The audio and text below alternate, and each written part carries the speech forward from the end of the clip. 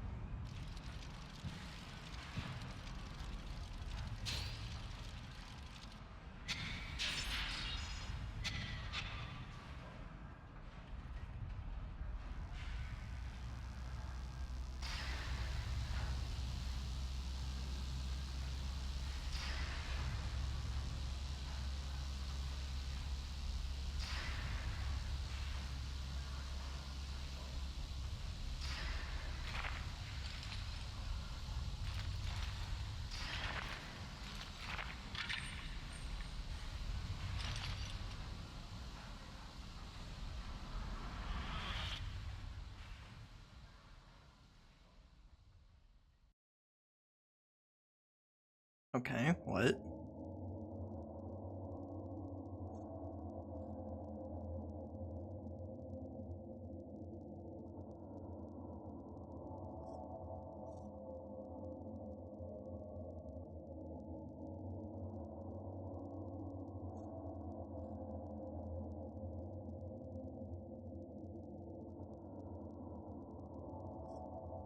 Hmm.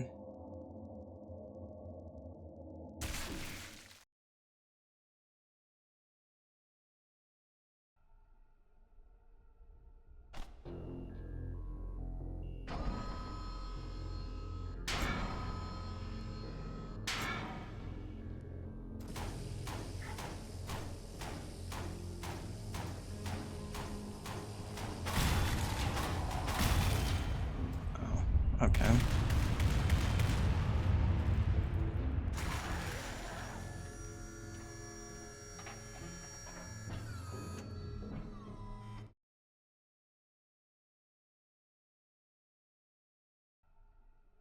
Oh, so I wasn't supposed to do that. Okay. Good to know. Starting off strong.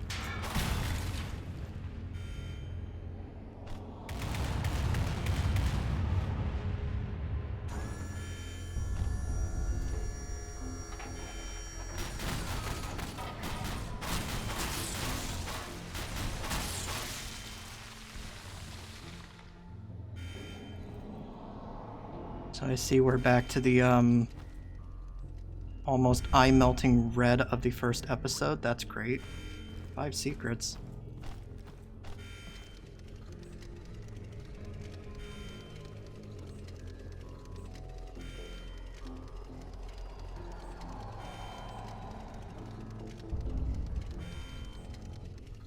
Primogen. That sounds familiar. I feel like there's another game that used that term.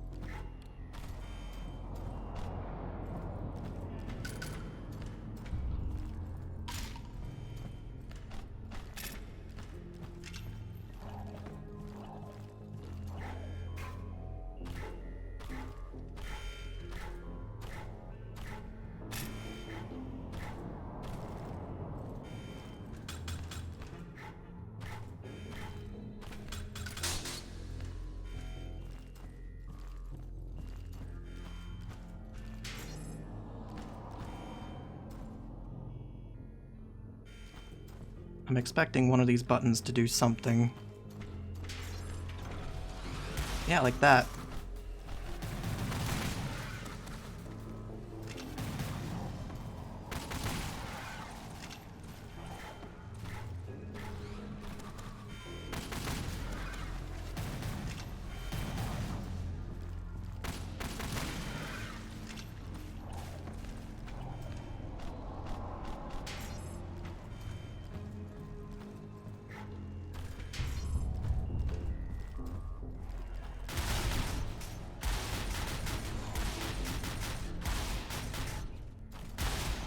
I don't know, this game is fascinating, but you can definitely tell that it is...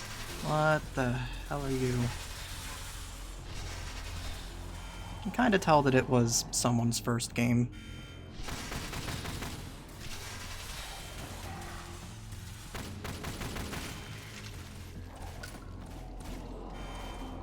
Great, the enemies have power-ups now.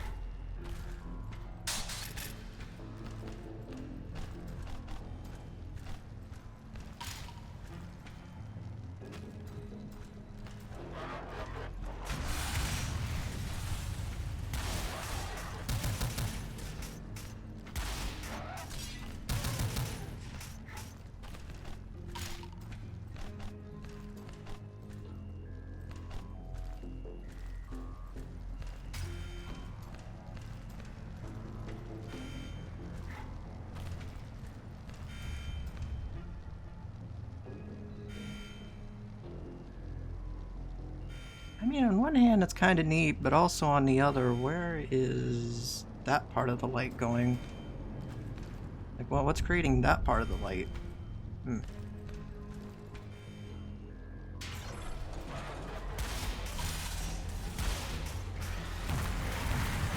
Fucking really?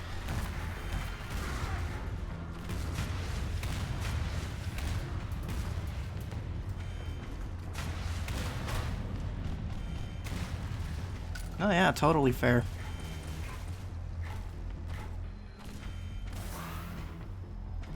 Can't wait to lose that one up in the next encounter.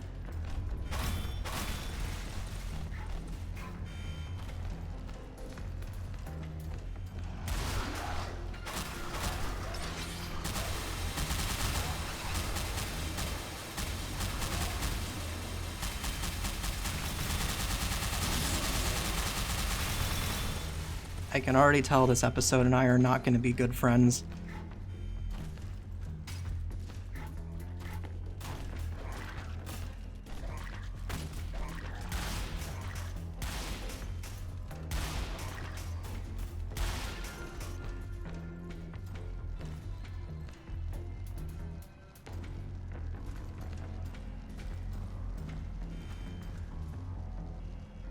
Was this here before? I don't remember this being here.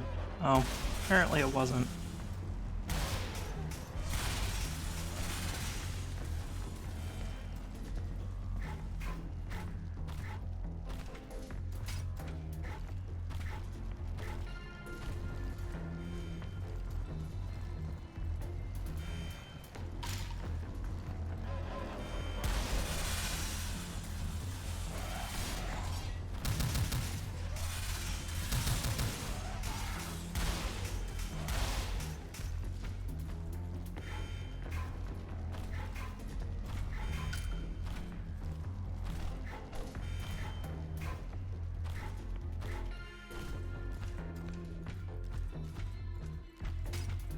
Yeah, I'm just saying this first level on episode 3, not giving the best first impression.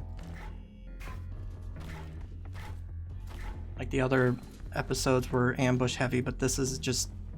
I hope it gets more interesting.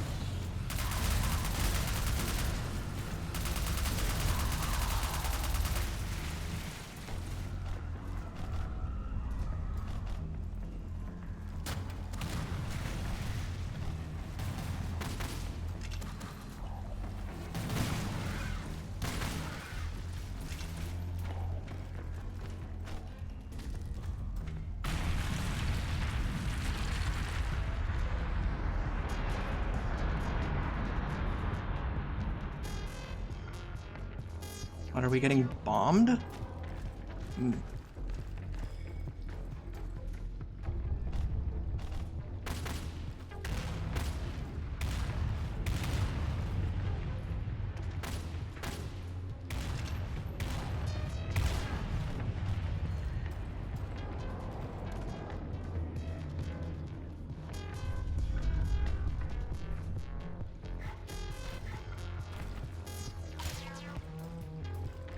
Like, the one thing I can definitely say about this game is I really dig the soundtrack. I think there were a couple of Steam reviews that said they really didn't like the soundtrack, but you know, I think it fits the tone of the game pretty well.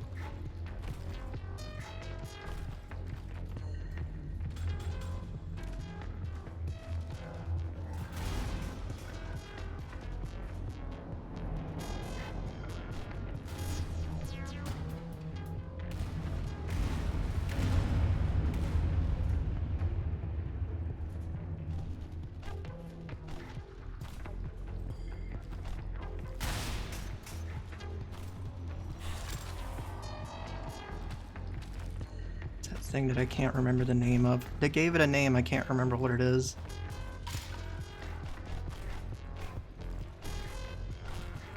The definitely not Half-Life creature that also doubles up as a grenade launcher for some reason. Okay.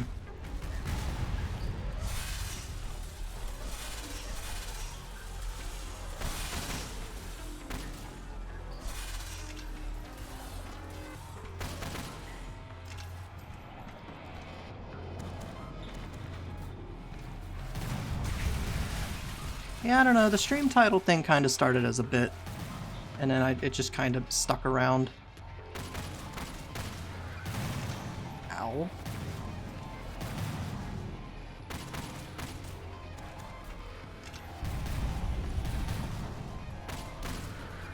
I feel like those turrets should not be that tanky. I don't know, man. I still feel like those turrets should maybe take at most 2 shots to kill. I think 3 is kind of pushing it. What did that do? Oh, down there?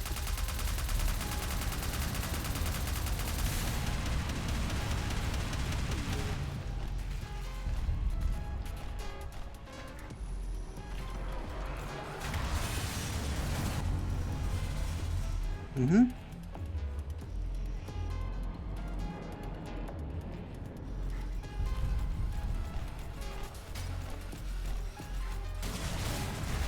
Gotta keep in mind, this is a finished game.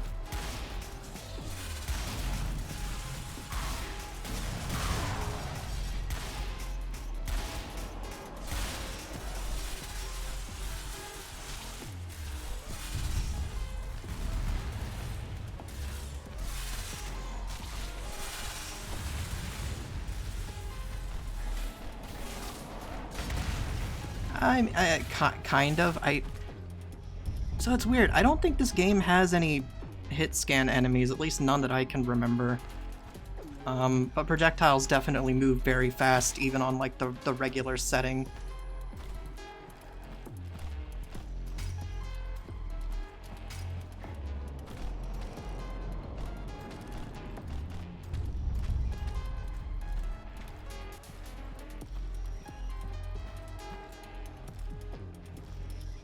Although I'm saying, you know, I'm also saying that knowing that from, well, I don't know, there's like promotional material of this game showing a monster that hasn't appeared yet that looked like it had machine guns for arms or something.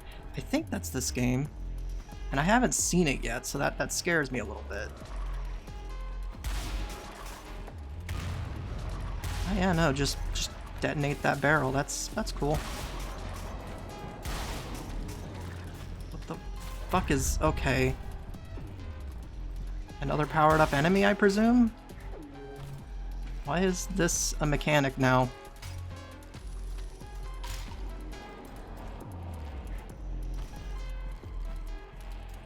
Introduced Souls-like parrying in episode 2, and now we got like powered up enemies.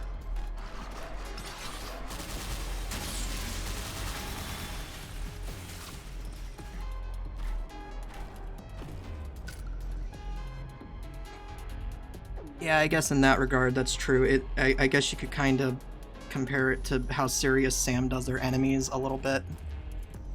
Except I feel like Serious Sam, a lot of times, enemies don't... I mean, they can, but they don't always necessarily blend in with the background.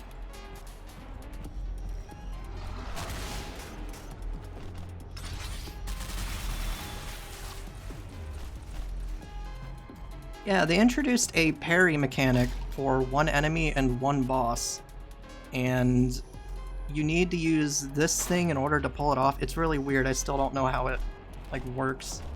Luckily it's not like super important. I don't think like the one enemy, you don't actually have to parry it, but it does like stun it a little bit, and then the boss is like, they like power up this kick function, so it's like not as much of a problem. This is kind of a cool room. I should blow these barrels up. I don't trust this.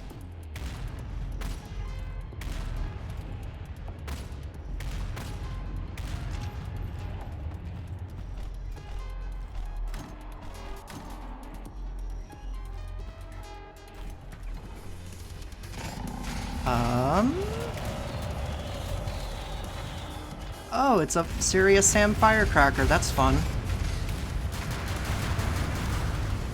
And a rocket asshole. Cool. And he has a machine. Yeah, okay, this guy just has fucking everything, huh? Don't mind me, just gonna go back here.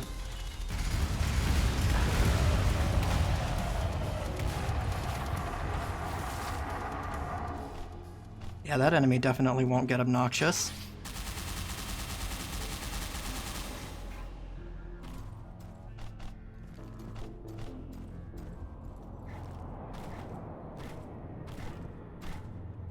That's not the enemy I was thinking of, though. There's an enemy in the promotional material that has, like, dual machine guns. He kind of looks like... He's kind of got the head of a shambler, what it looked like. Which scares me, because if that's the shambler equivalent...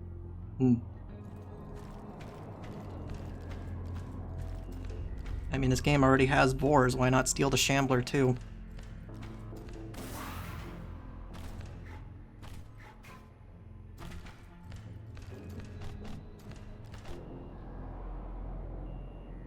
No, I just...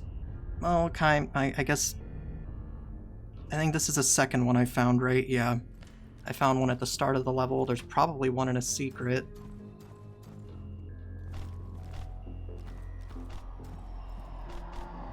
More barrels. You are really trying to get me with that one, huh?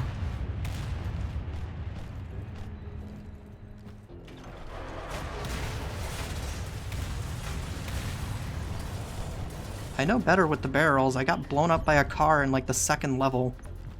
Or was it the first? It might have been the first.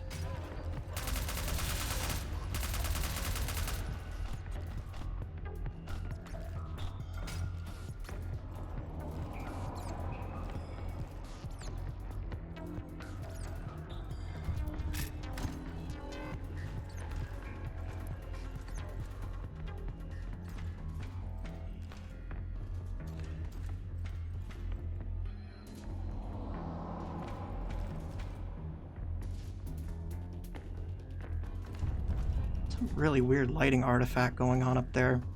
Probably not visible, but yeah, there's like a seam. Weird.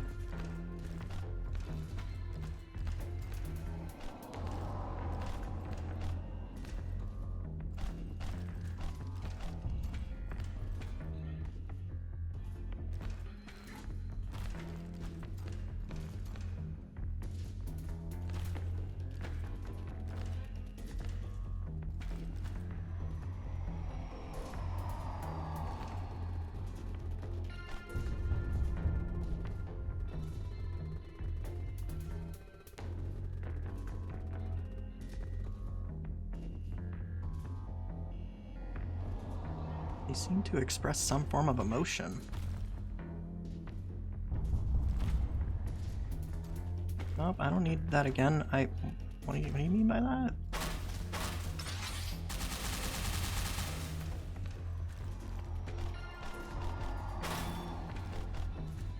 What was the point of this room? Just lore? Okay.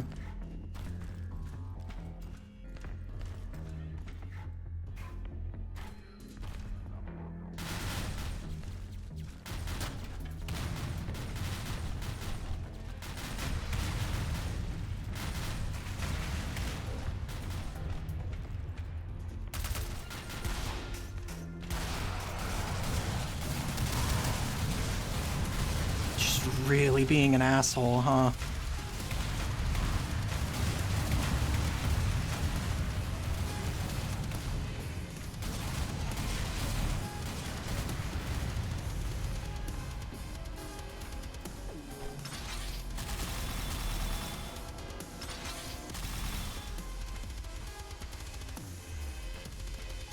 Like, yeah, I'm noticing, like, in this first level, there's a severe uptick in the amount of, like, point-blank ambushes.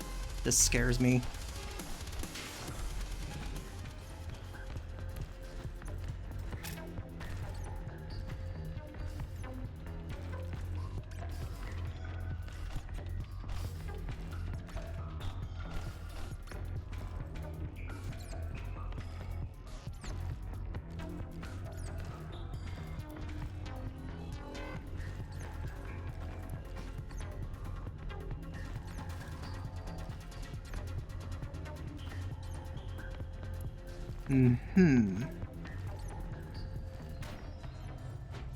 Something kicked that door down.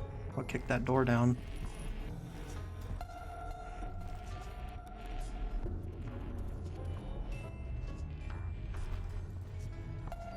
Something about this gives off Silent Hill vibes. I don't know what it is.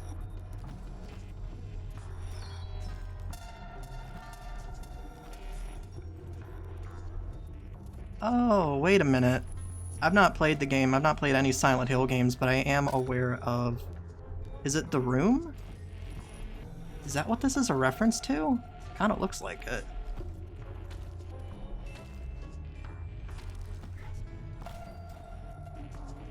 It's a bit hard to see though, because it's really, really fucking dark, but that's what that looks like. At least to me, anyways.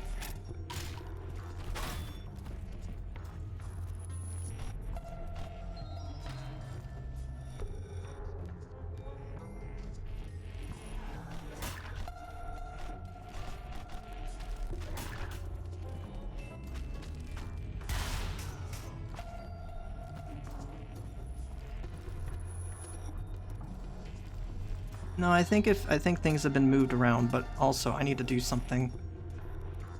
Flush. Do I get anything cool for doing this? Sometimes these give out ammo.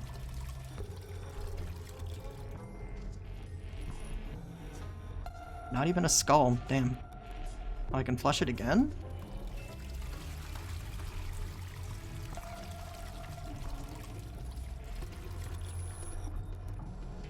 Doesn't get me anything though.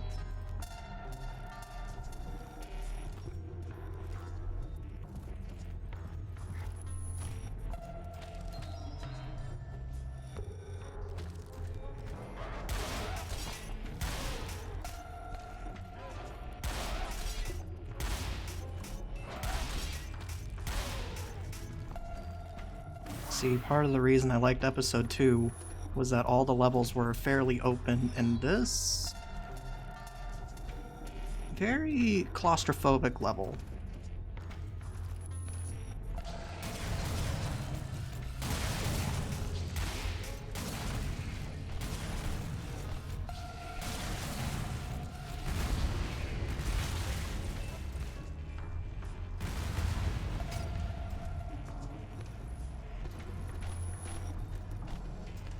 Yeah, I think the developer played Stalker and went, I want that flashlight, because this is effective. This is about as effective as how the Stalker flashlight is, if not worse.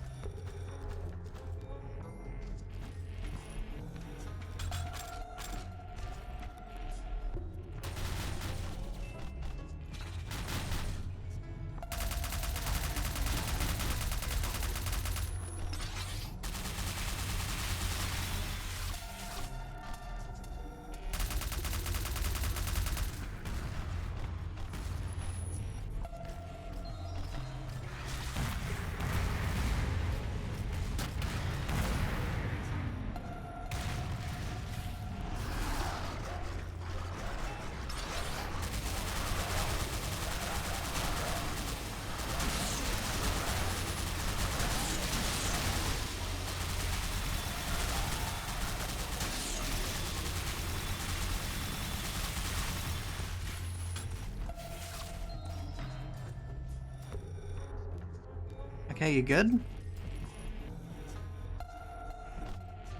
You know, this could also be a Cry of Fear reference. I didn't think about that one.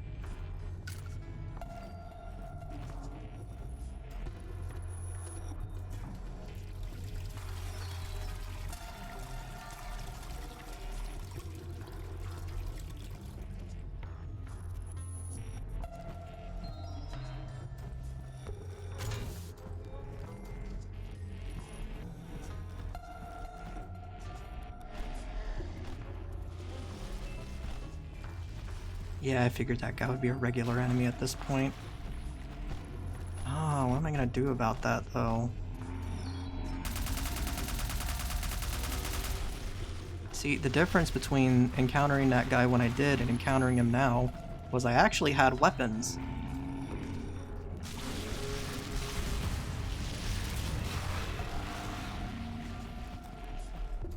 Oh, okay.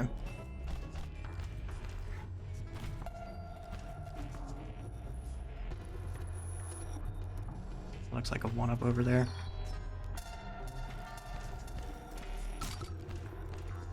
Oh yeah, see with the rusher enemy at this point, I've reached a point with the rusher enemy where anytime I see them, I just immediately do the Serious Sam thing of running backwards and hitting chainsaw. Because using anything else on those guys is weirdly ineffective. because they have that funny revive mechanic from Unreal, where if you don't jib them, they get back up.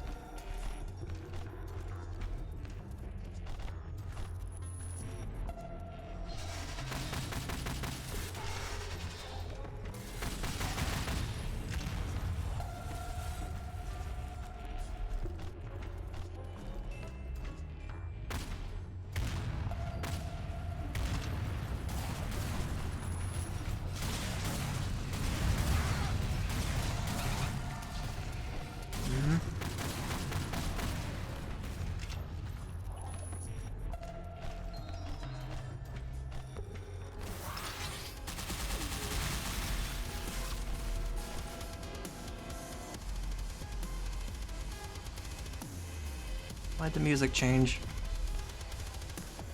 Hello?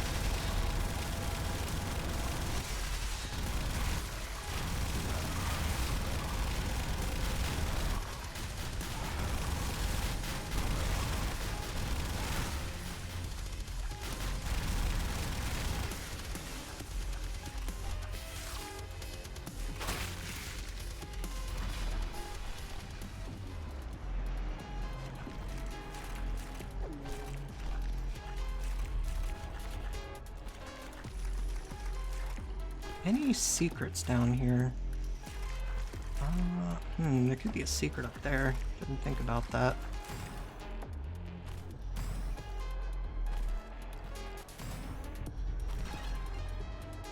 Didn't mean to find that one, but alright.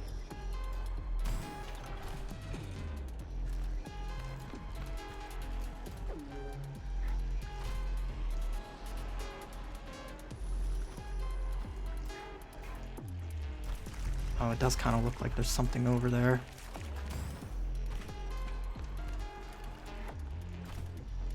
Can I just walk over from this direction, though?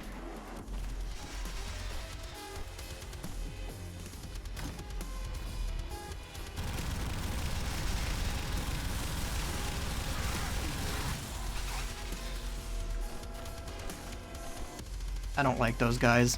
That's a bullshit enemy.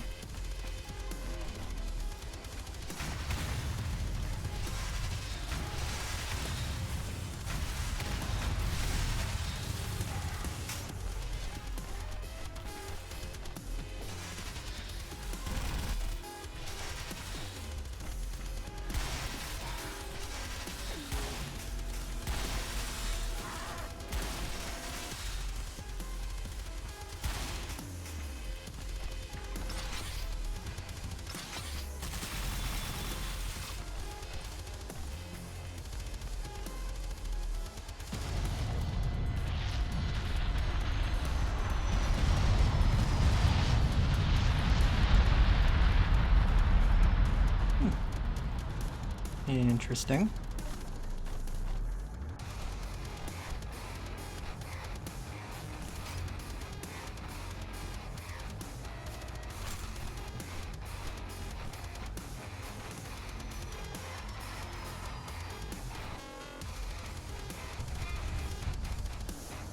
So there's a good chance I'm probably going to end up dying and going back to the beginning. We'll see how this ends up working out.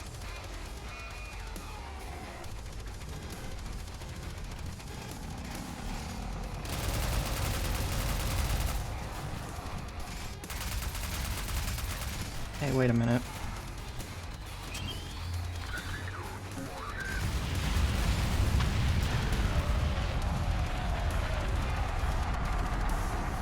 Yeah, that seems like a perfect use of the note button. Give me actual resources and we won't have that problem.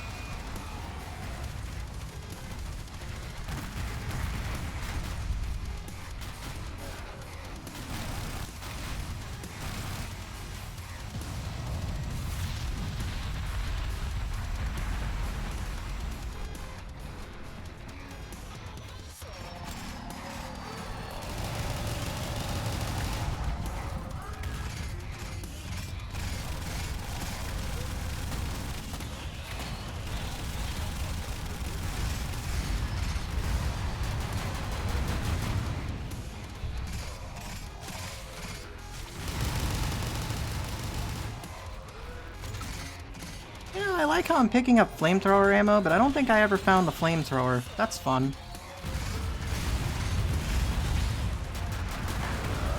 I love that I can just miss an entire weapon.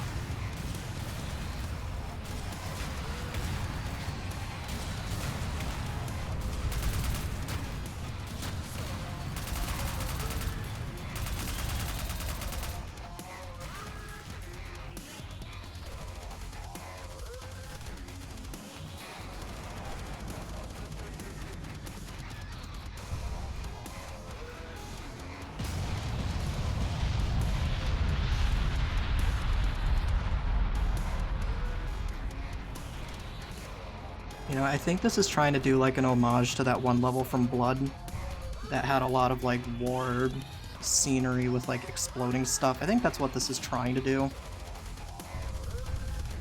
Oh, hey, it's the war.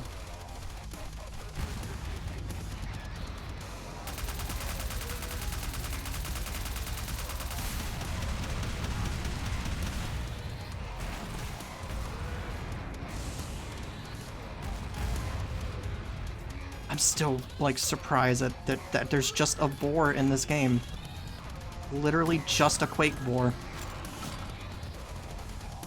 Oh, I'm also picking up Jawbreaker shells. I didn't get a double barrel. Like, I didn't get the super shotgun either. So they're just giving me ammo for guns that I never picked up. That's great. Love that. Like, should I go back and try to find them? Like, what? Can I go back at this point?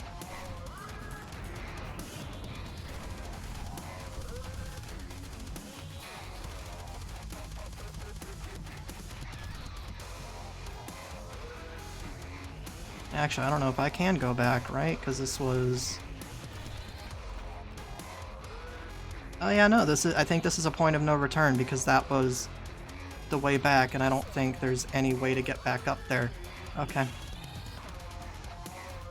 Well, good info if I need to repeat this level.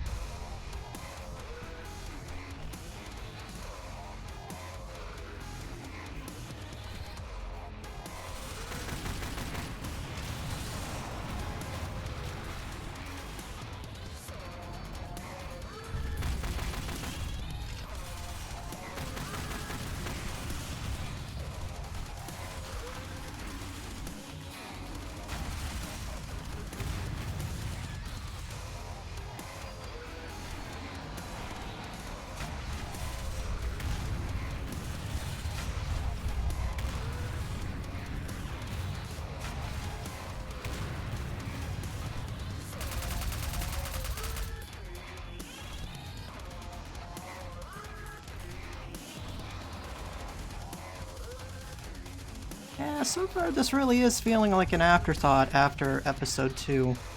I think I was reading somewhere that episode 3 was largely made... Like, episode 2 was basically the end of the game, and this was basically like an after chapter, and you know, it kind of feels like it.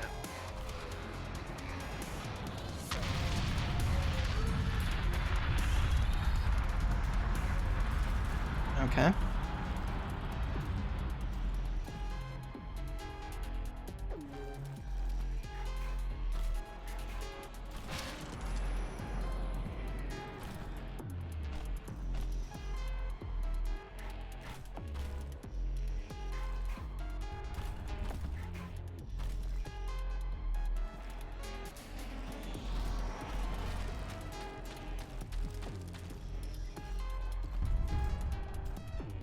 Oh yeah, this looks wonderful. Oh, it's the end of the level. Okay, thank Christ.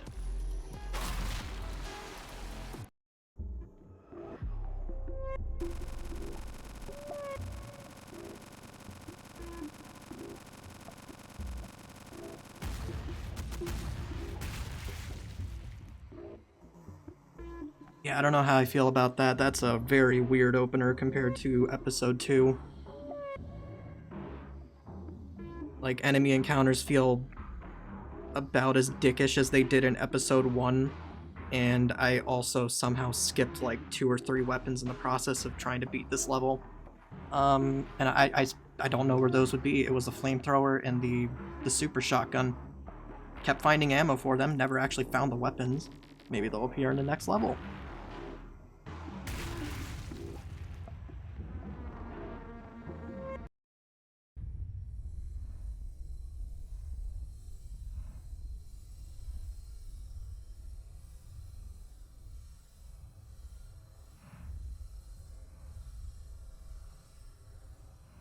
Rustborn Messiah.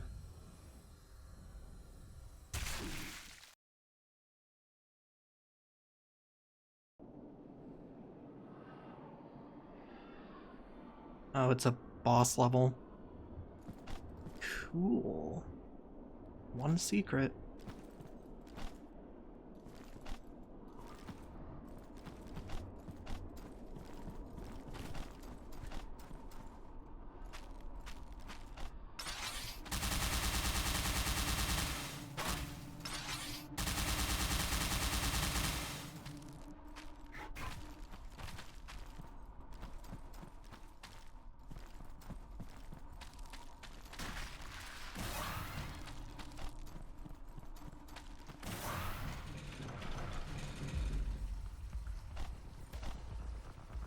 What? A shadow? In this dark-ass level? Oh, it's me. That's cute.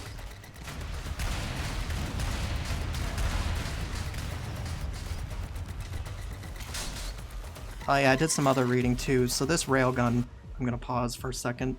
This is not a railgun. As I have learned, this is the ASMD from Unreal, which makes a lot more sense now looking at how the attacks are. Which means I should be allowed to do a shot combo with it.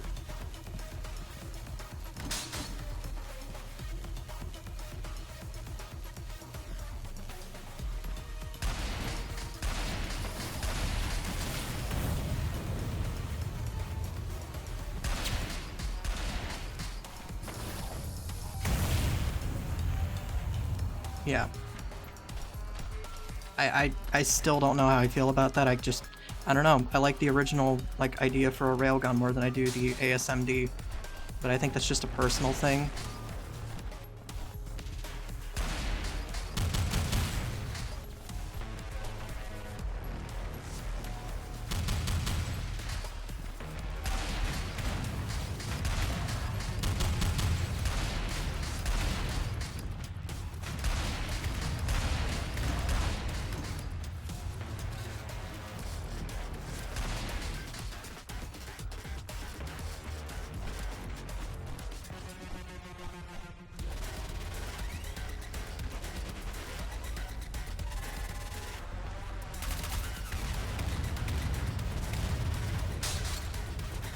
Oh, hey, there's a super shotgun.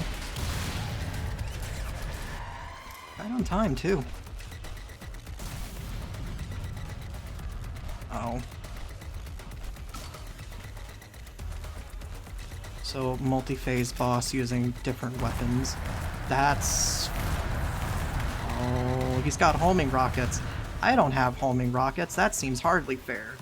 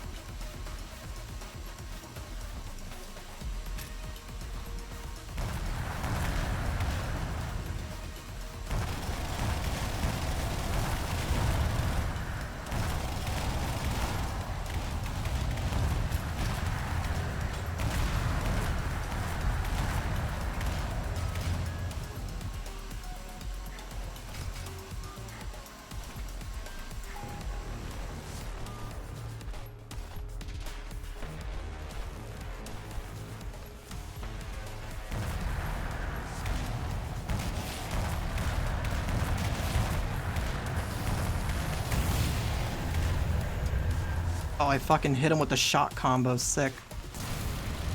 Oh, he has a minigun now.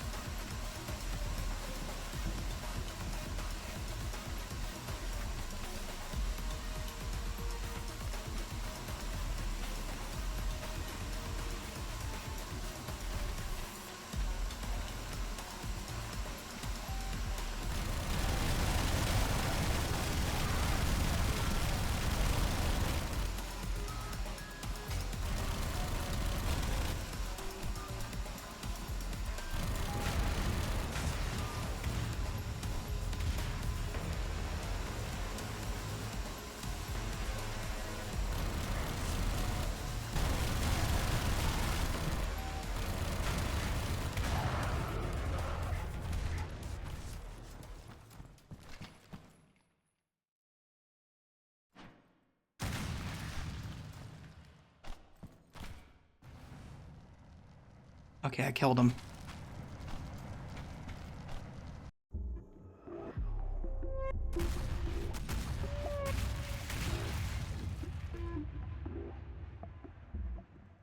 But again, flamethrower ammo, no flamethrower. But I did find a super shotgun, so that's cool. That was a fine boss, I guess. I have to wonder how that plays on, like, higher projectile speed, though. That seems like that could get really unreasonable.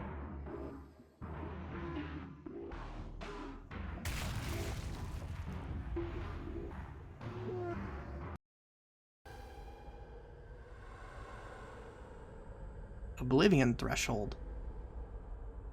I didn't know this was an Elder Scrolls.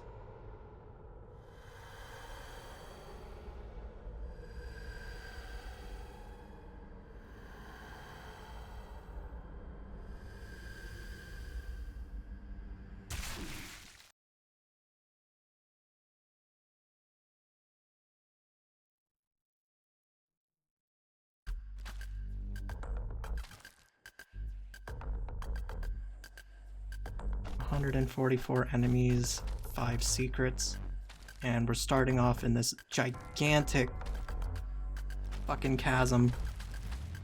I feel like this is put here specifically to make up for the first level, but also I need to test a thing. Okay. No, I mean, that looks like you can go down there and swim. That looks like the regular, like, texture for that, but no, it's just a bottomless pit. Okay.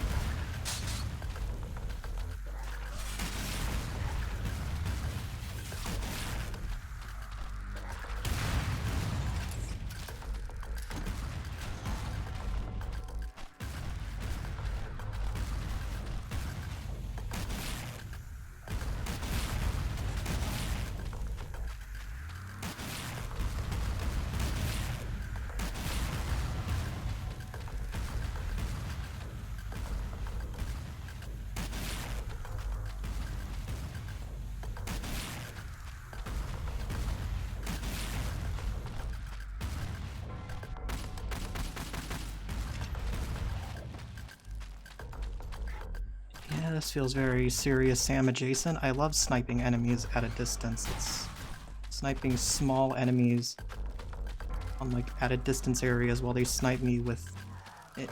Fucking. At least there's no arachnoids, I guess.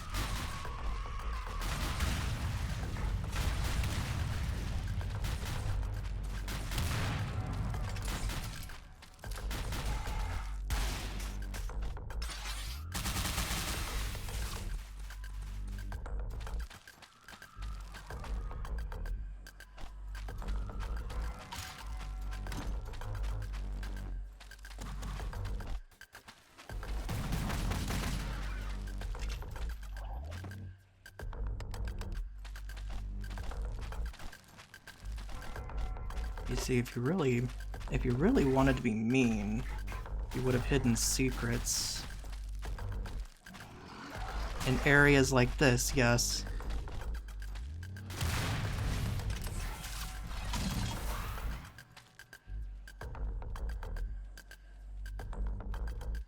Oh, I was trying to figure out what that first thing I picked up was. I think it was a nuke, right? Yeah.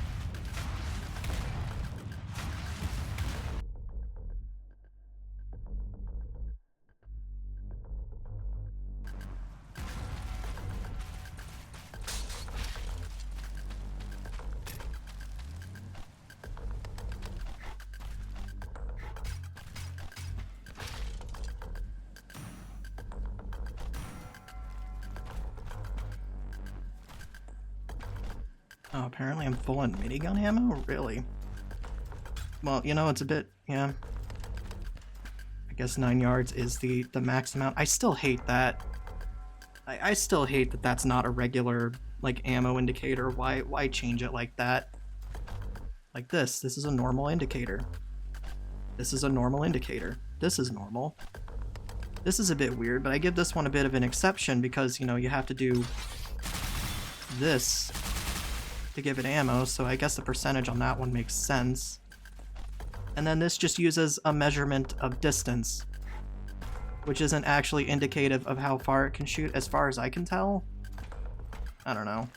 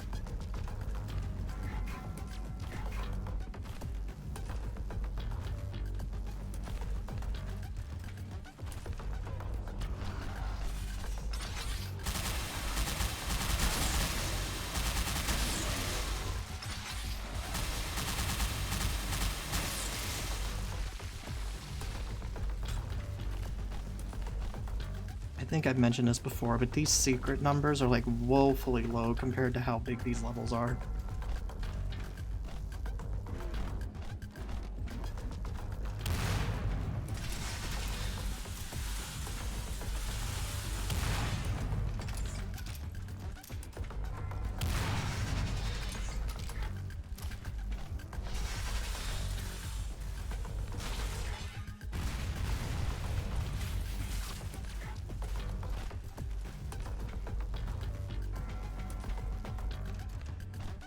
I'll hit that in a second. And by a second, I mean right now.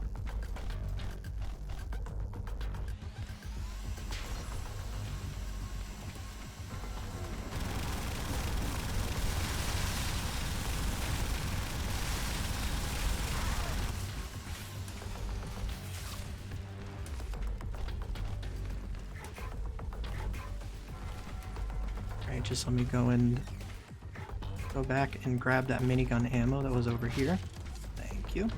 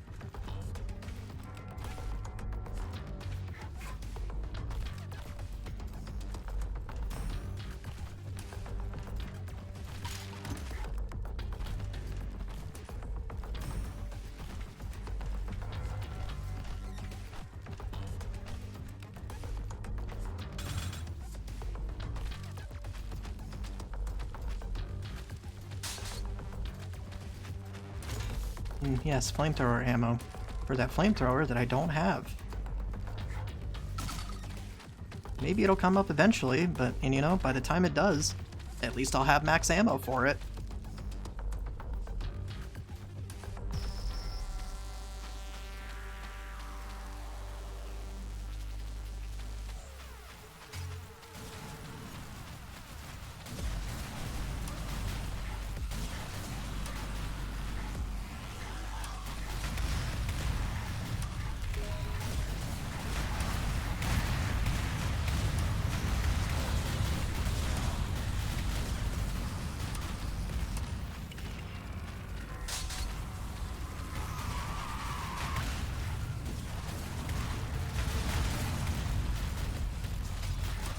Still not a fan of those kamikazes. I feel like those guys need to be louder.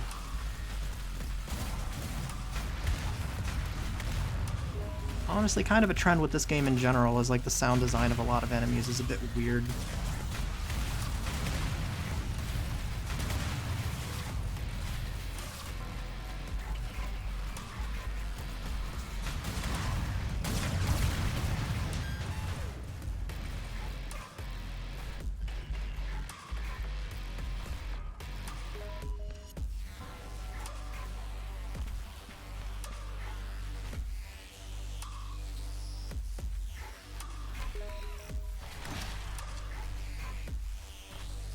Find and cut 2 tumors to open church ceiling gate.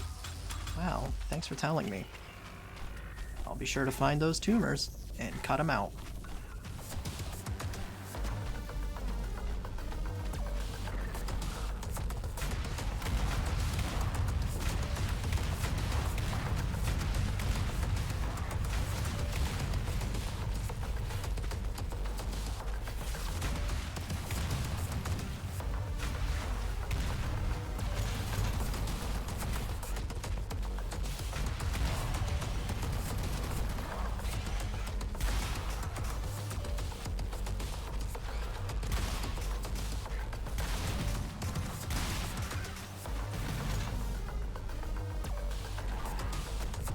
I still have ammo for the railgun.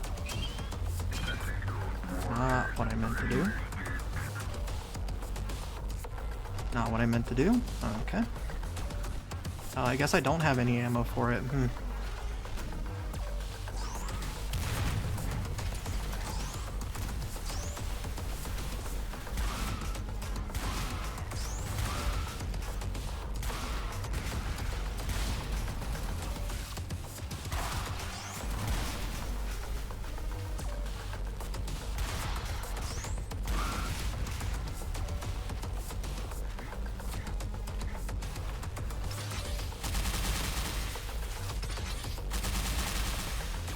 Okay, so here's the thing with the rocket launcher, right?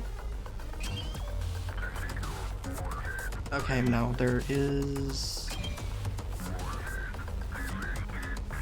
Okay, was not paying attention to that. That text-to-speech is kind of not great on telling you that the warhead is disabled.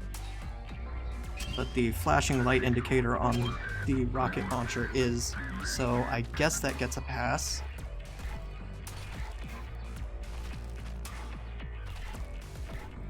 I was worried that if I arm a rocket launcher, then I would have to fire the nuke even if...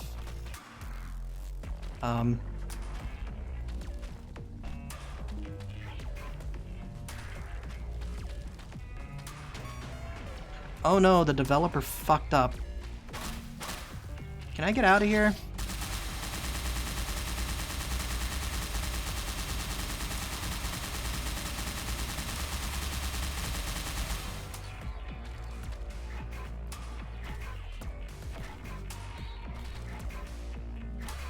Yeah, I think this tells me everything I need to know about this episode. I don't think any of the other episodes had a notable softlock in it. You can't get out of here. Like, maybe if there was like a rocket jump, but... Wow. That's crazy.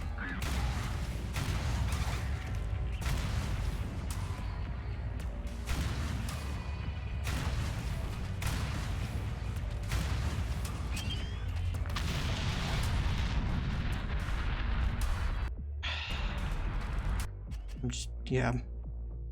No, that's fucking nuts, dude. How do you release this and not, like, play test it for, like, obvious... Because I wasn't even trying to get in there.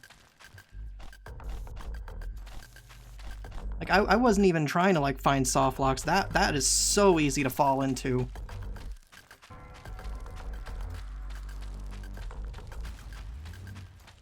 I don't know, does this have, like, an actual bug report function? I might have to do something about that. That's really easy to fall into and just fuck up.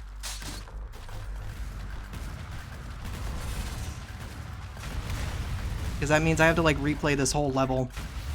Because, you know, no checkpoint system.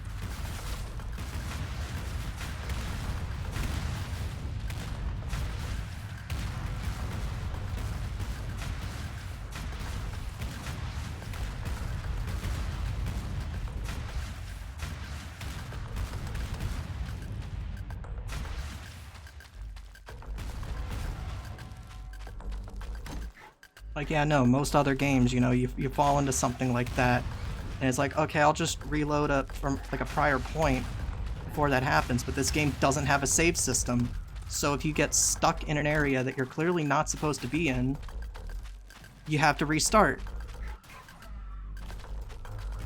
Like, that's not my fault, that's the developer's fault for not, like, checking for something like that.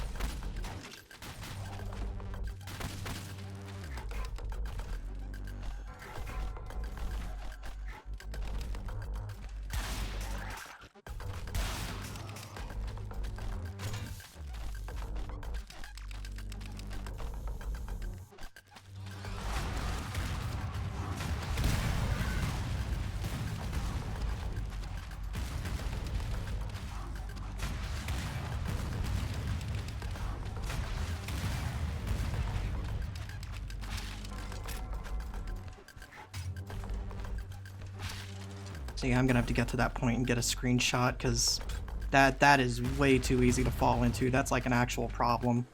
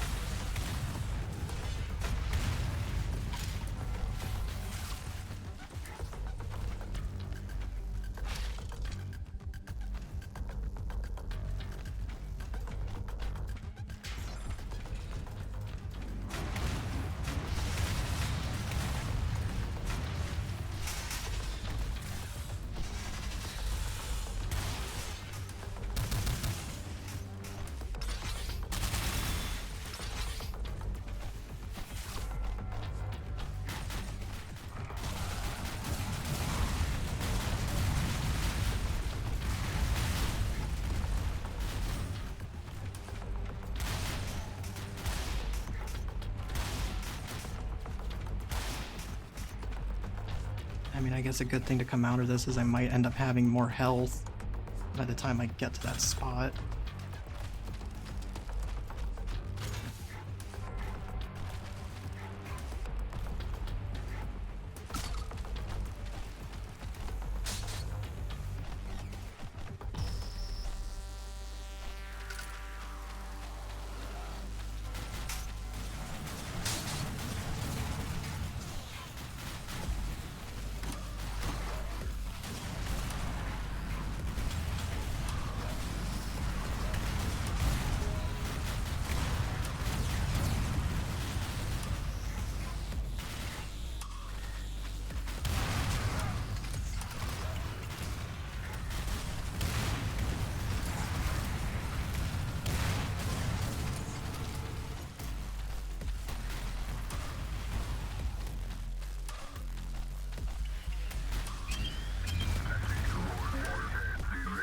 I don't remember where I put the railgun. Oh, I just put it on 5, okay.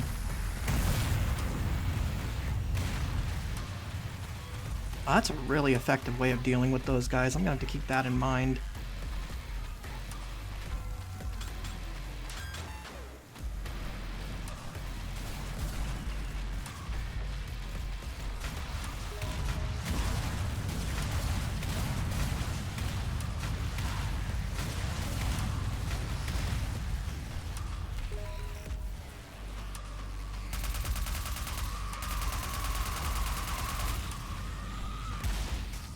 Right, okay, so...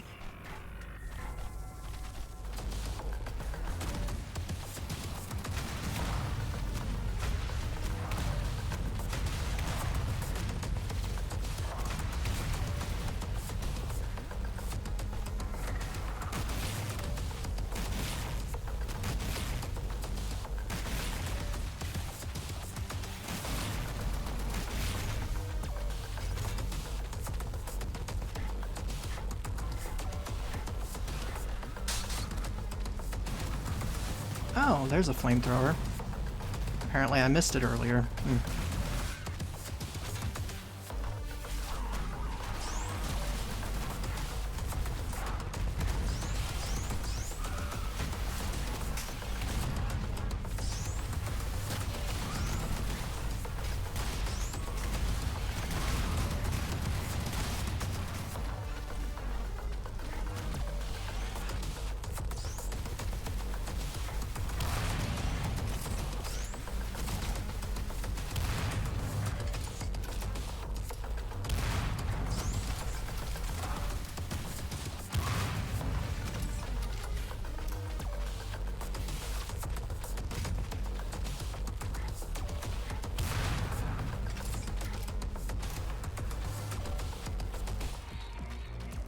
So somewhere up here.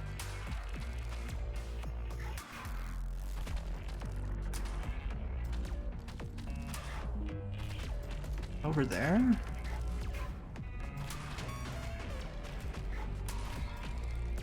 Yeah, right there. So don't fall in that. You can't get back out when you fall in there. That's very cool of the developer to just leave in there in a game that doesn't have checkpointing.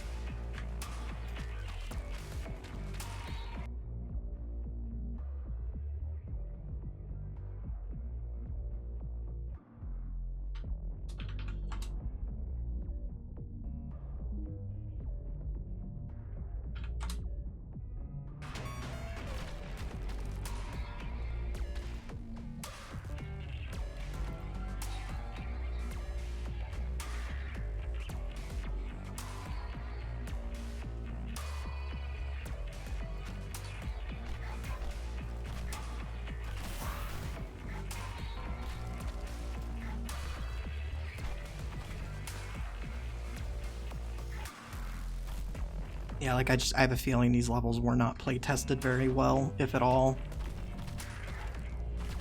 Because I feel like a couple of passes through this level, that would have been like a very easy thing to locate.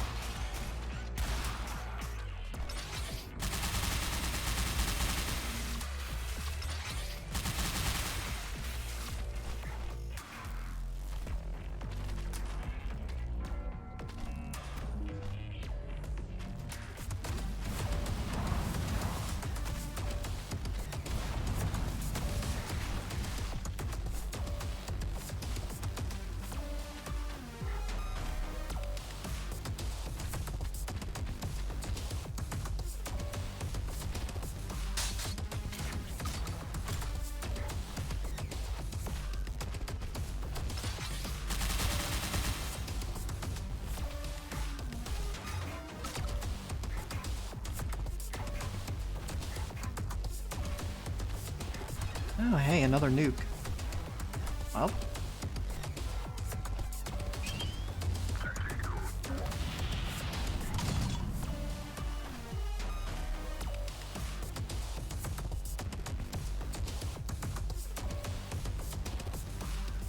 Wow, that is... Oh.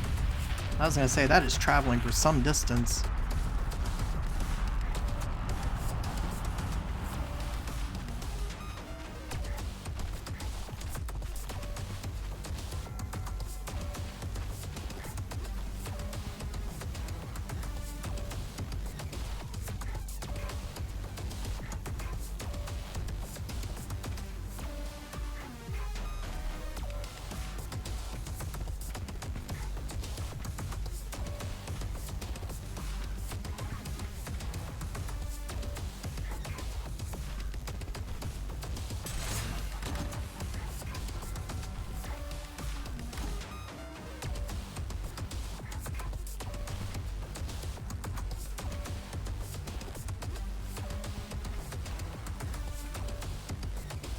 Is that another secret?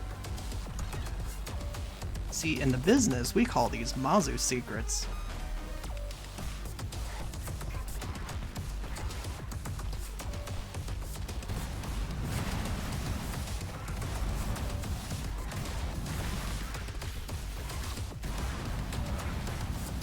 Oh, you guys are immune to the flamethrower. You know, that does make sense, I guess.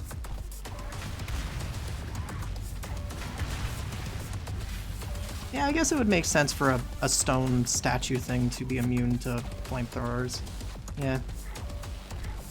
Unless they're like made out of... There's like some stone material that if you apply heat to it, it just breaks, but clearly they're not that.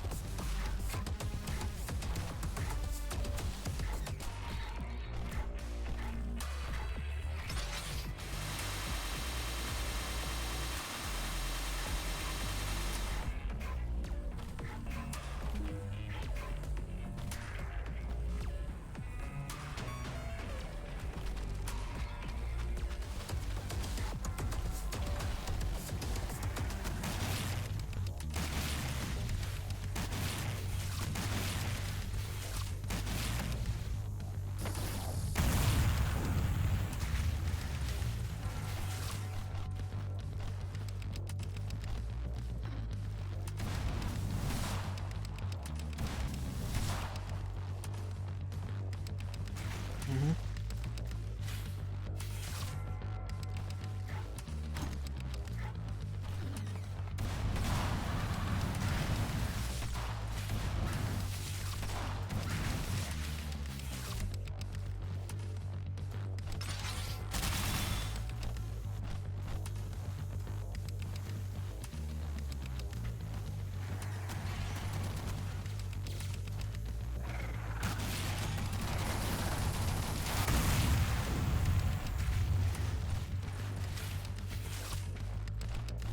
I don't think that was worth it, but it looks cool.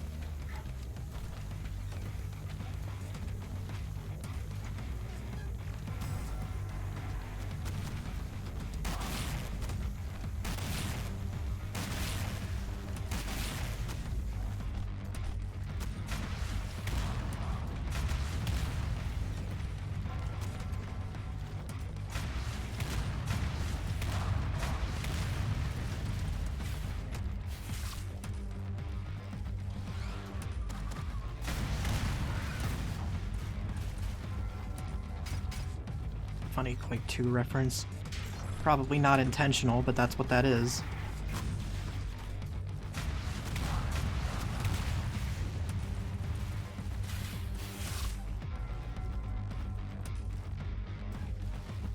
Ground Zero be like, yeah, let's just place these turrets directly behind where the player's gonna walk through. It'll be fun. I don't know what that said. Something about jump pad. Does it go higher? Okay.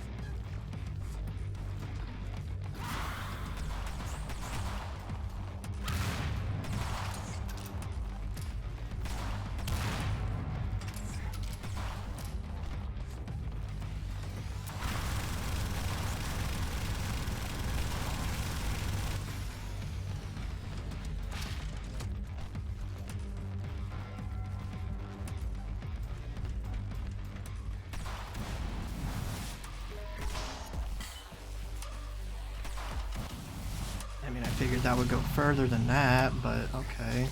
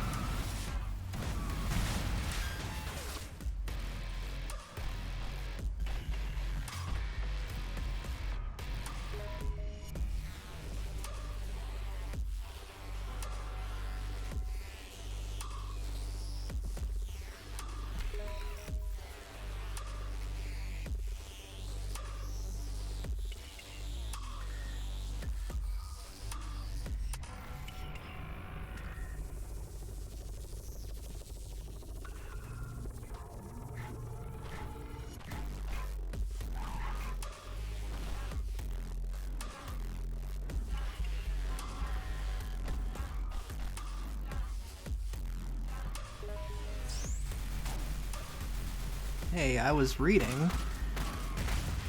Gotta waited your turn.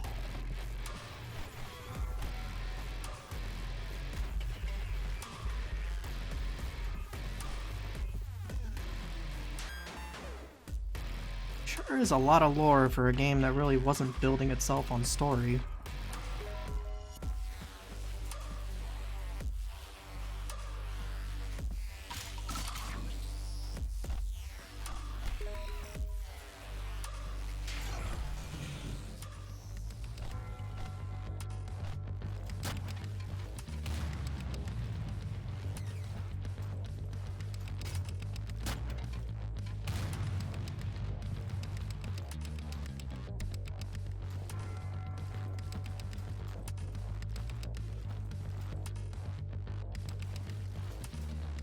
See, if I had made this map, I would have tried to hide some kind of secret in this area. I mean, there's only 5 secrets, but I would have tried hiding something in here, you know, with all this, like, darkness around. It would have been a good place to put, like, a secret panel or something.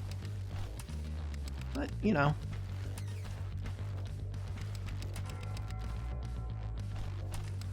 What's up? How you doing? Okay, not where I wanted you to go. A little bit more that way. The fuck is the arc on this thing?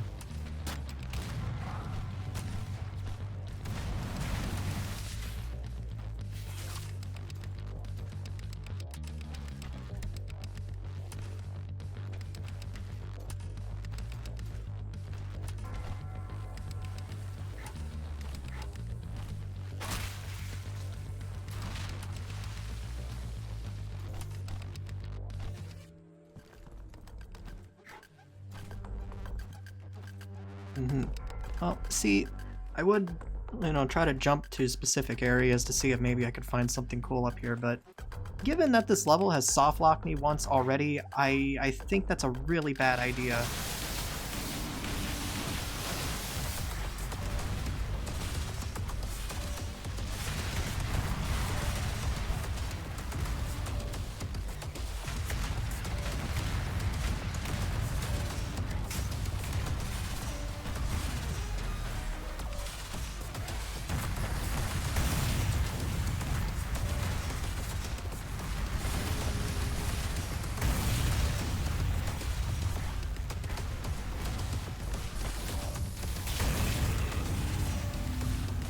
That's interesting. Oh, maybe that's how that works, if I like do the shot combo inside of an enemy. Yeah, maybe it just instantly kills the enemy if it's like inside of them and I detonate it. Maybe.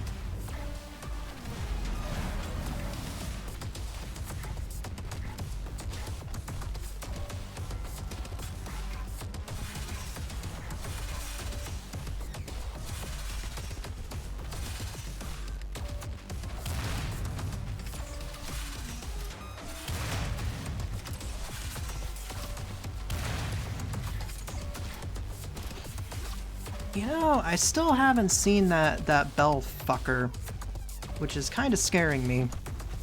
I've been expecting him to show up for a bit, and he has not appeared yet.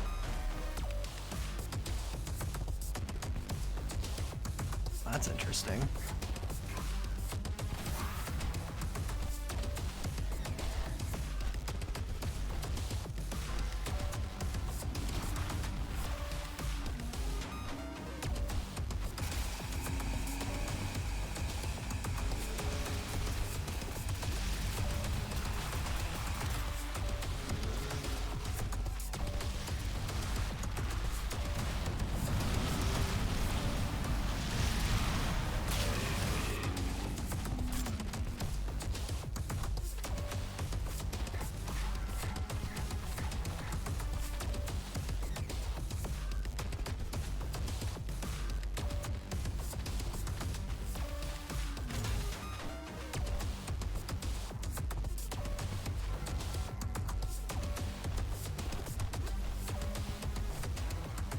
Trying to think about how I want to tackle this. I don't have any rockets.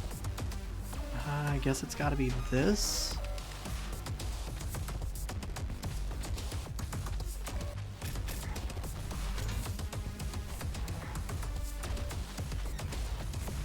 It's like really funny because like this level so far in terms of balancing is like noticeably better than the first level. Interesting.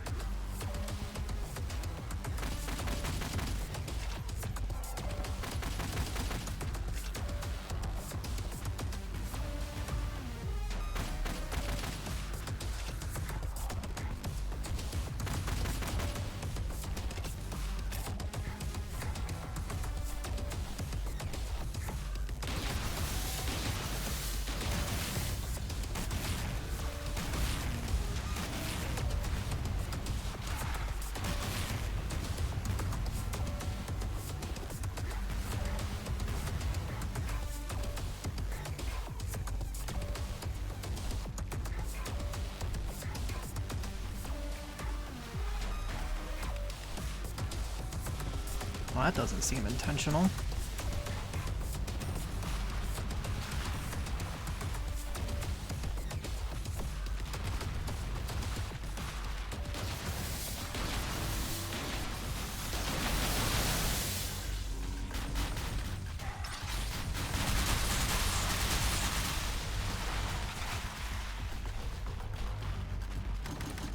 Oh, now the rockets decide they want to show up? Okay.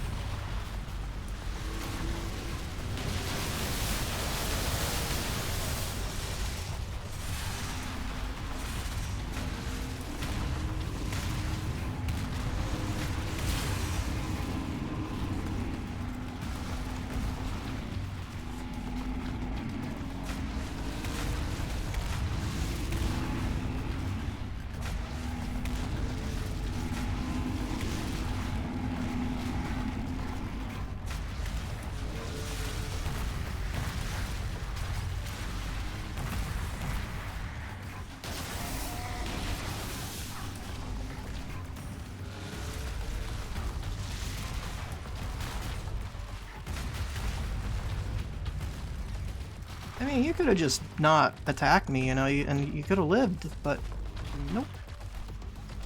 Have to be an asshole.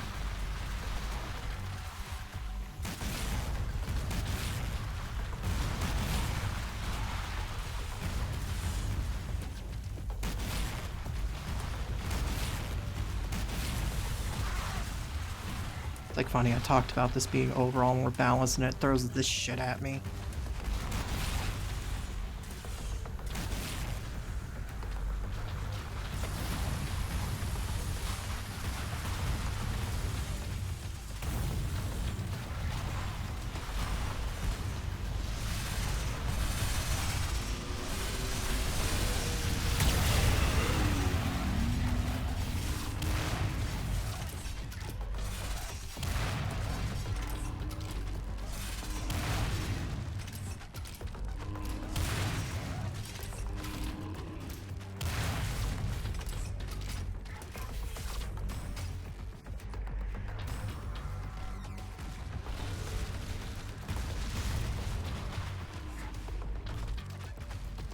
Yeah, I see no reason to be dealing with any of that shit down there now.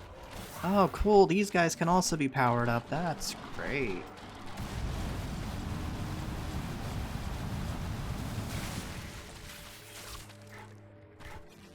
Because they weren't annoying enough.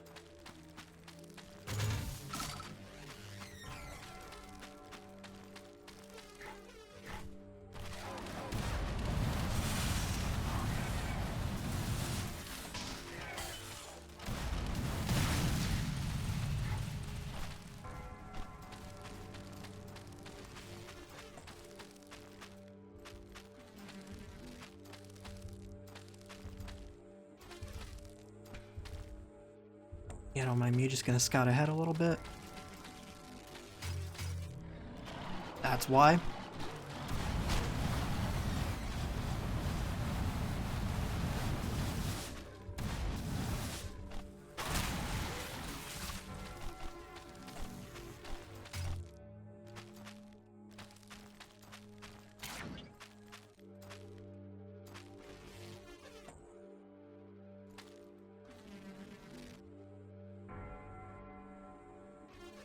That looks like a new enemy.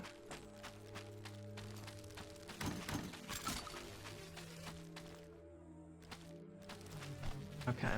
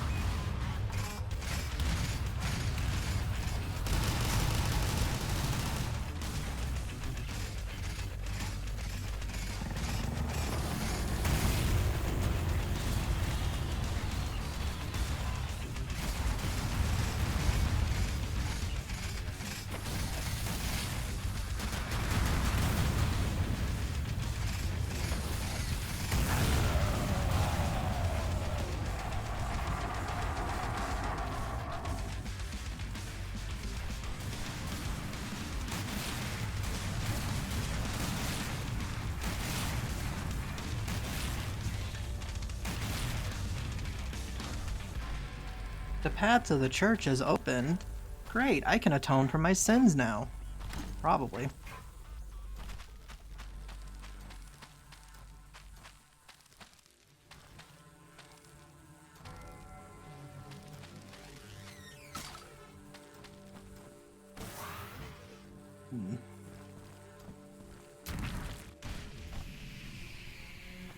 Your light is malfunctioning. Wow. Great, we're doing that dusk bit where you lose your flashlight.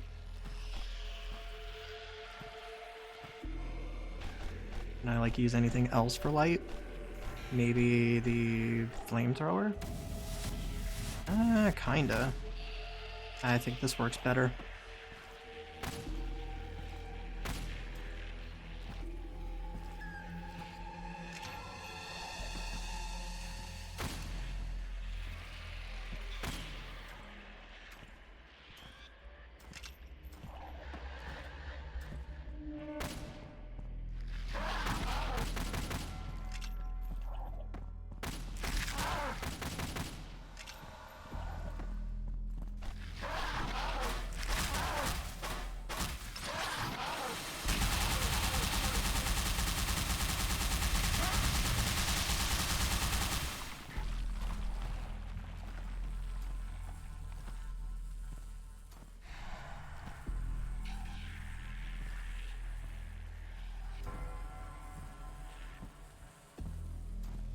See, I think Dusk and Rot kind of did this better. I don't know.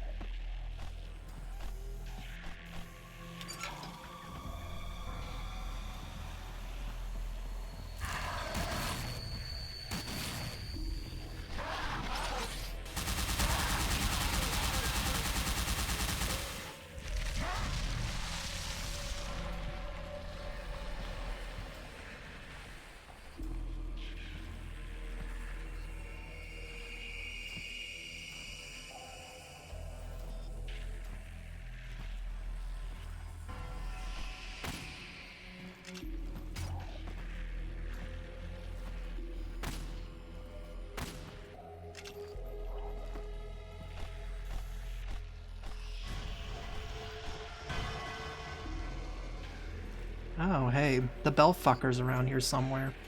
That's cool. Whenever he decides to show up.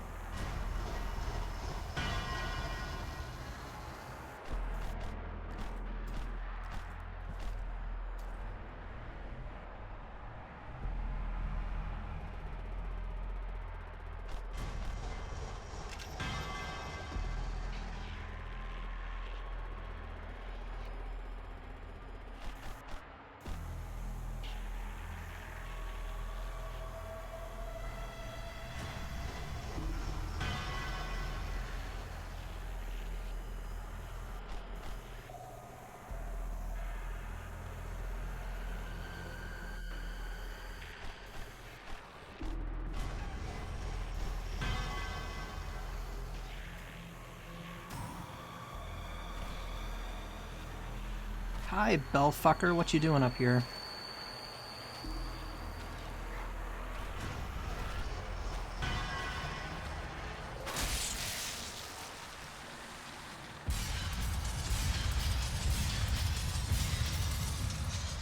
I mean, this is kind of a cool little set piece.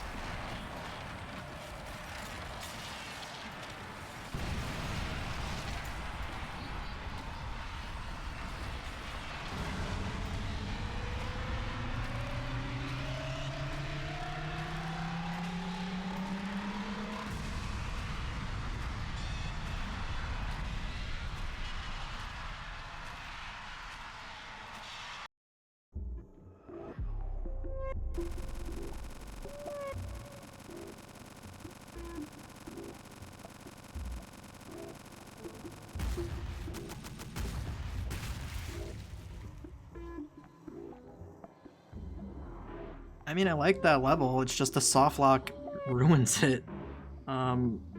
It's just really easy to fall into that hole. Anyway, moving on.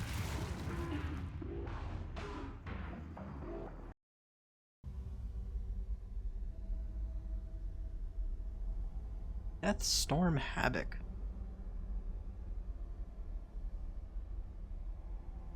Anomalies?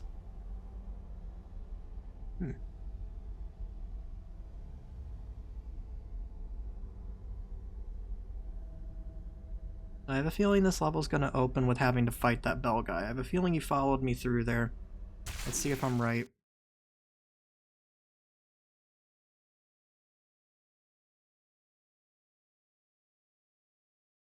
Whenever the level decides to load up, there it goes. Or maybe not. 221 enemies and 4 secrets. Is that the highest enemy count of this entire thing so far? I think it is.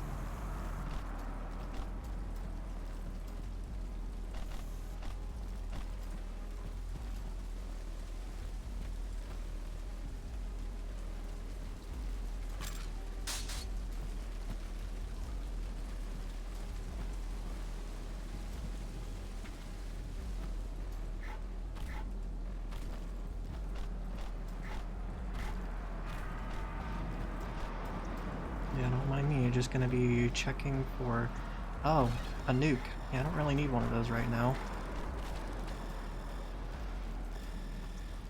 I mean, there's 200 enemies if you give me a reason to use it, like, right now.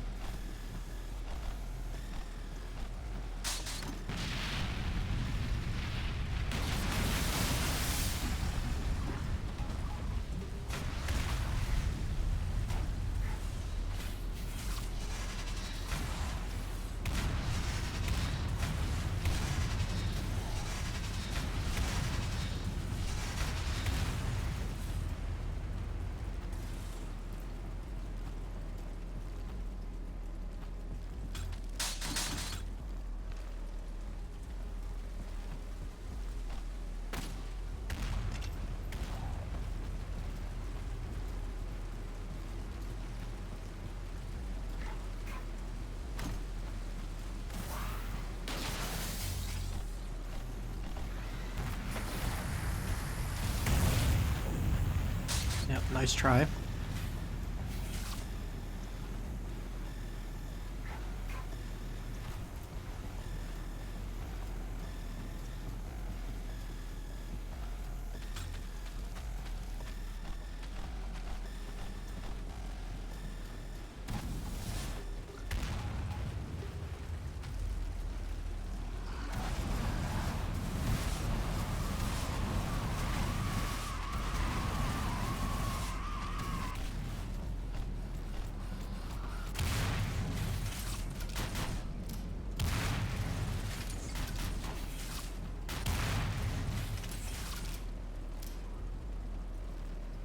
I mean, what are the chances that I blind fire a nuke and manage to kill enemies with it?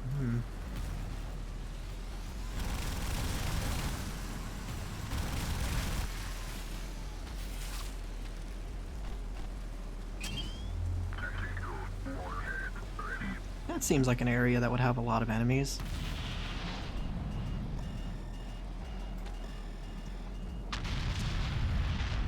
I don't think that did anything, but, you know, if it did, that would have been really funny. I'll go get my other nuke now.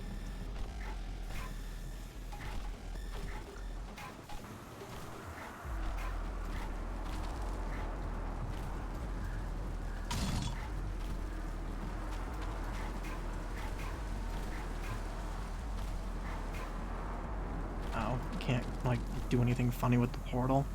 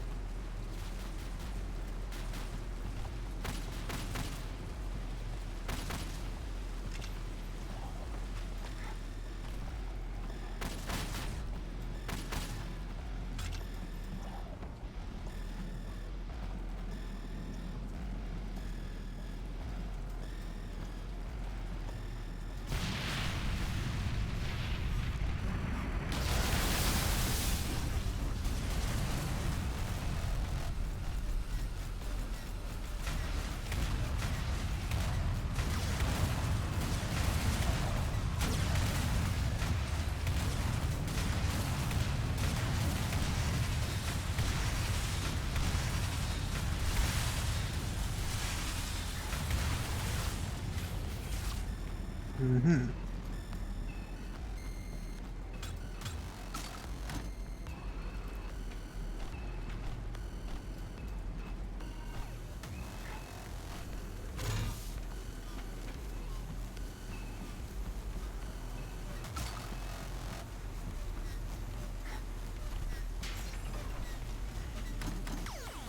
Oh, and that's how you would get over here normally. Got it.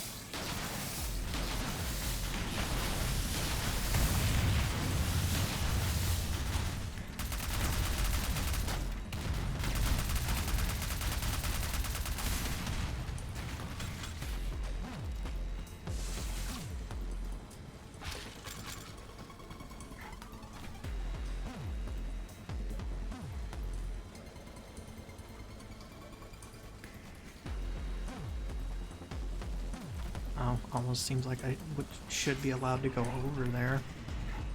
But no, I think that's just a death pit.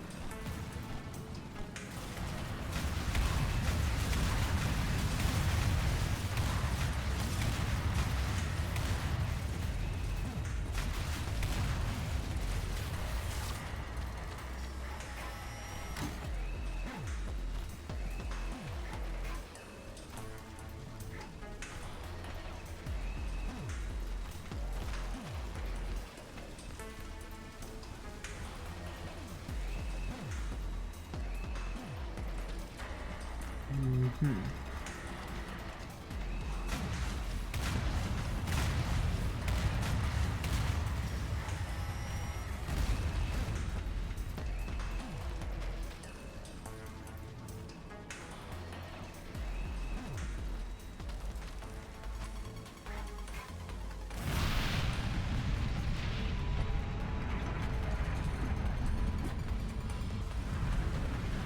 No, go back. That was kind of cool. I like that area more. I kind of prefer when a game is gray as opposed to red. I don't know. I think enemies are just easier to read with like the gray like palette.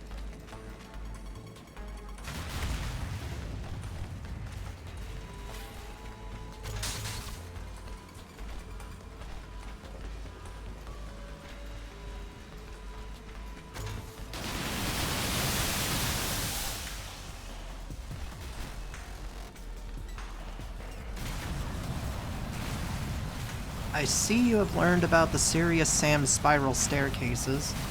That's fun.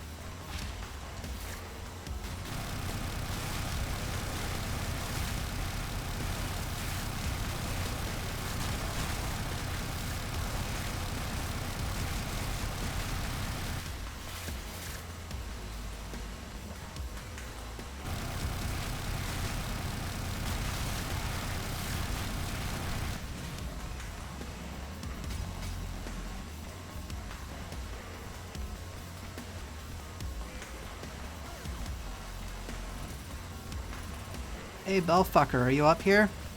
I know you came in here with me.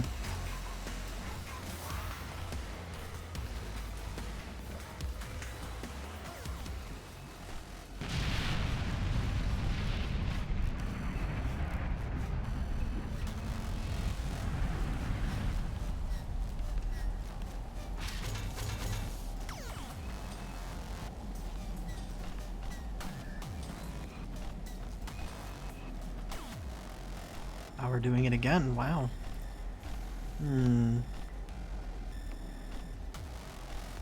Just trying to think about what exactly I have that could do well here.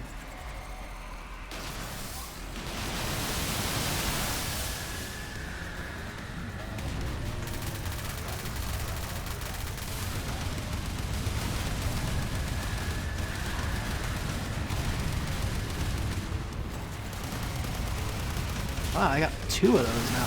You can stack these? That's news to me.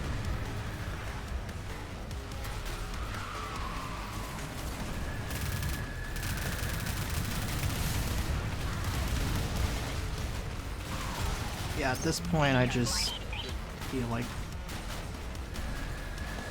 I don't know, man. It was fun, it was kind of fun the first time, the second time it's a bit obnoxious.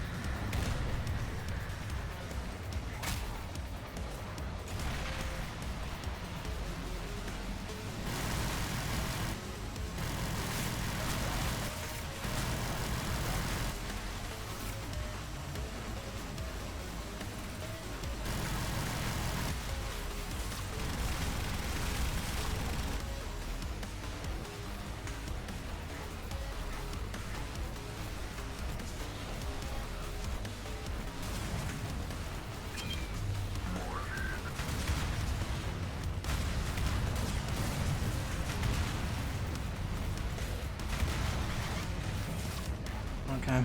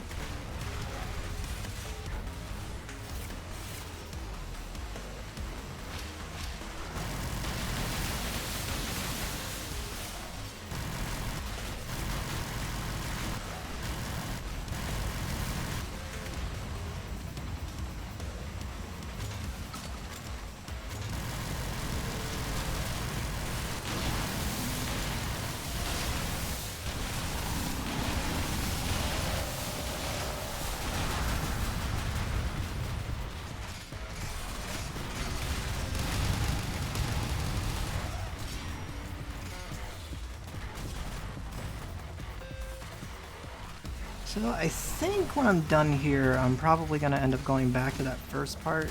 Yeah, I probably should just use this.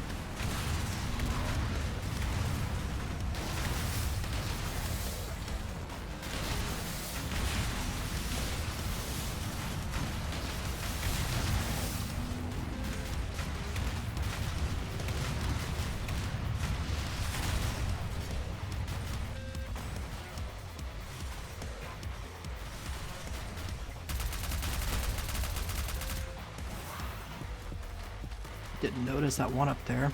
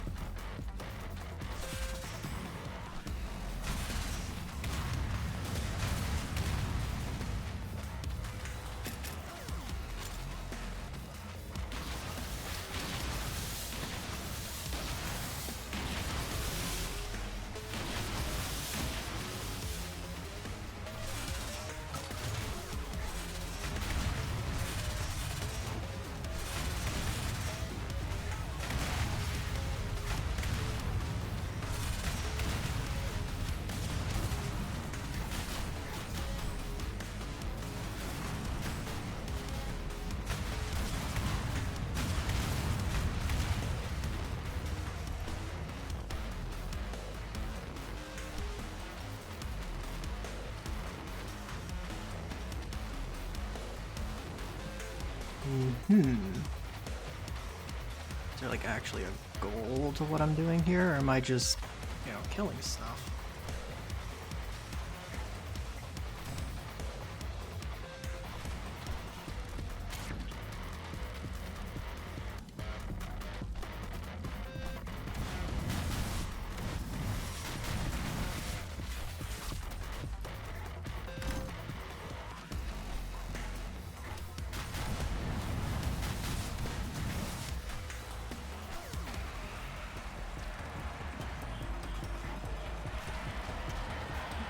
So I think this is going to take me back, right?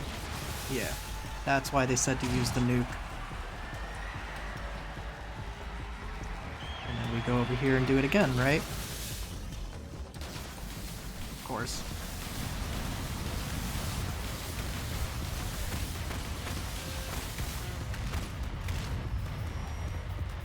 Just going to deal with that preemptively.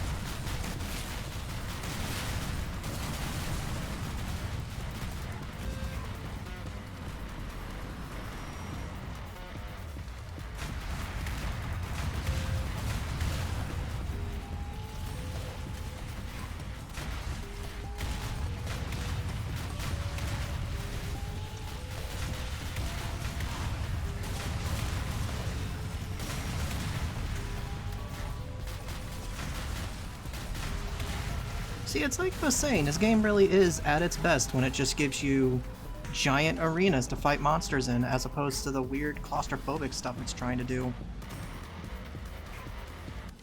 I think I wish, like, at least the first episode leaned more into this angle, personally.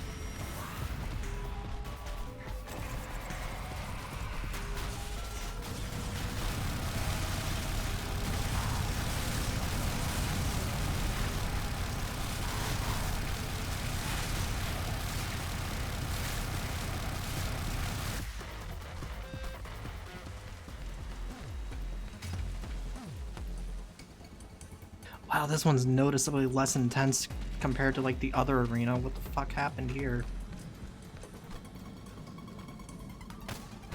That's, like, disproportionately less monsters. Hey, Warhead.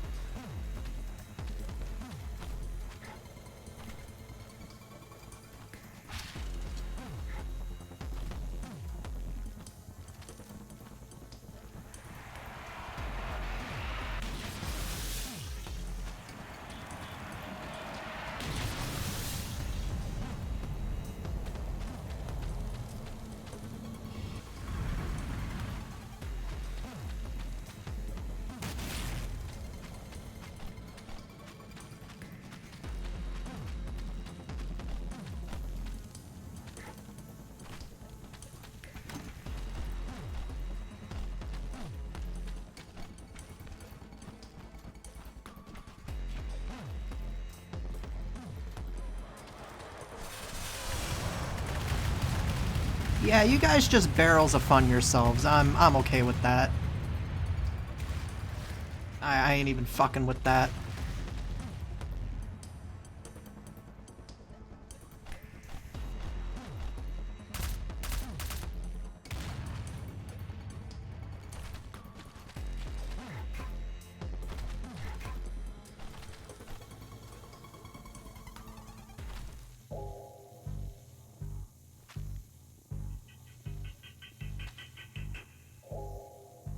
Hey, hold on. This feels familiar.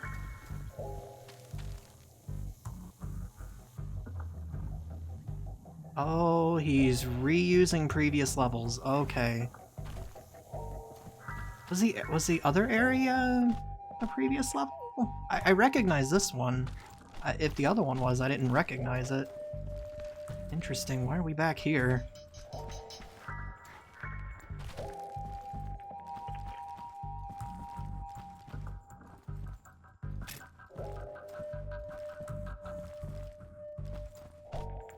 Yeah, I think this was the, this was E1M2, I think, right? I think that's what this was.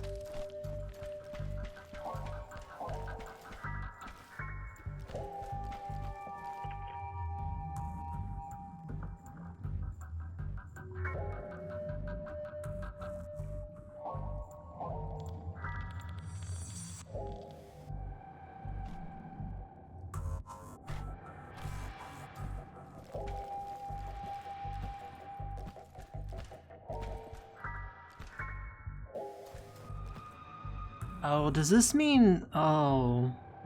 I think this game's gonna go full circle, isn't it? We're gonna go back to E1M1. Is that what's going on here? We're going back to that apartment building.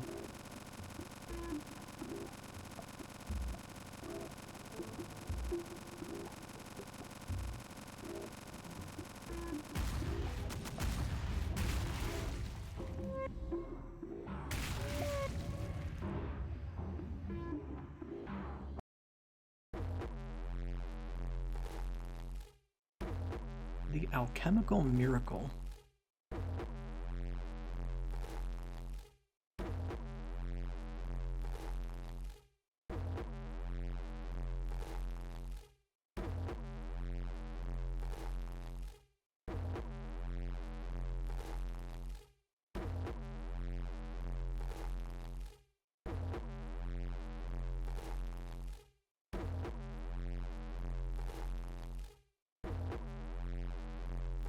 I feel like this could have been a bit less abrasive, but it's fine.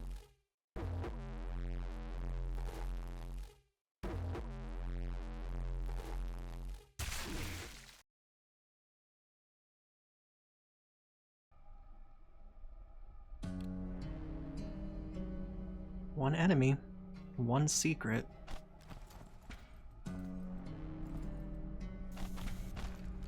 Yeah, that's exactly where we're going. Oh boy.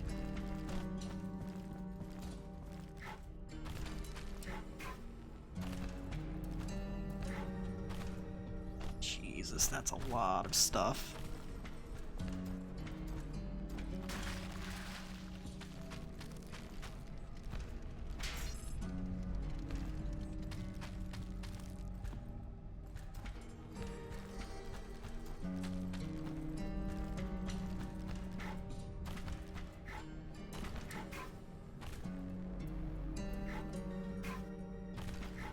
See, I seem to recall that button being there, but I don't remember what that button actually did.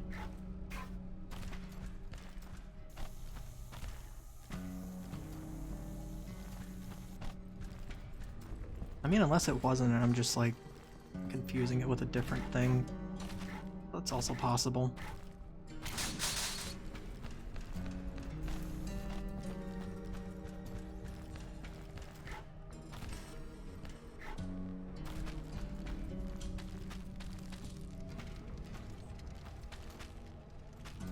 Let's see, this button, and then... Yeah, I don't know what that does.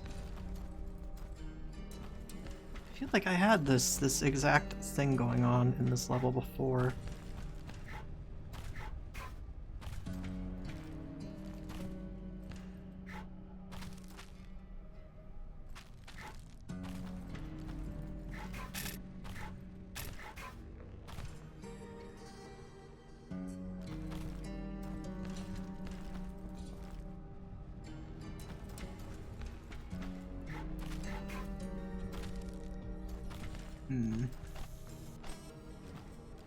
Oh, wait.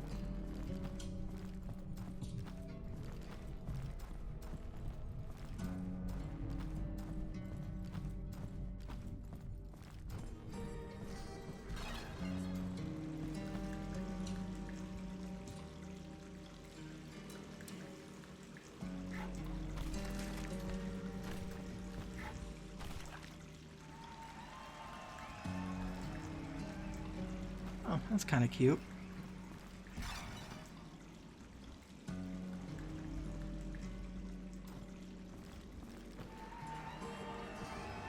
Oh, this is a Quake 2 reference, I think. I already have a nuke. Maybe I can come back and get it. Probably not, but...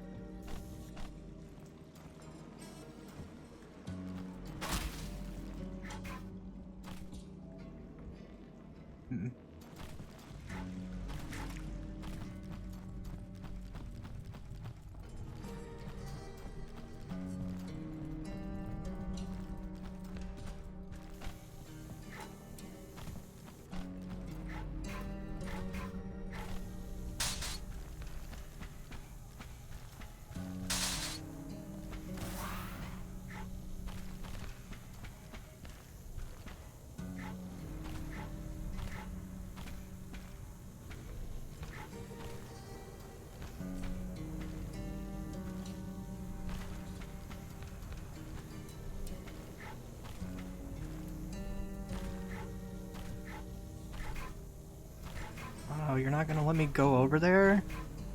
Damn. Also, I had to do this with one life, really.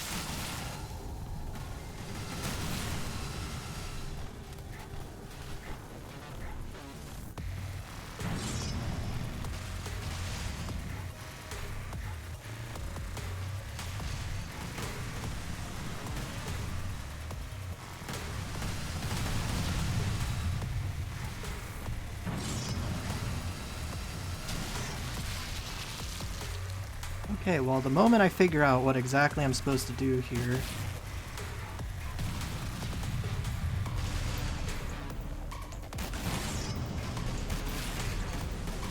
There's like not actually any indicators on anything in this.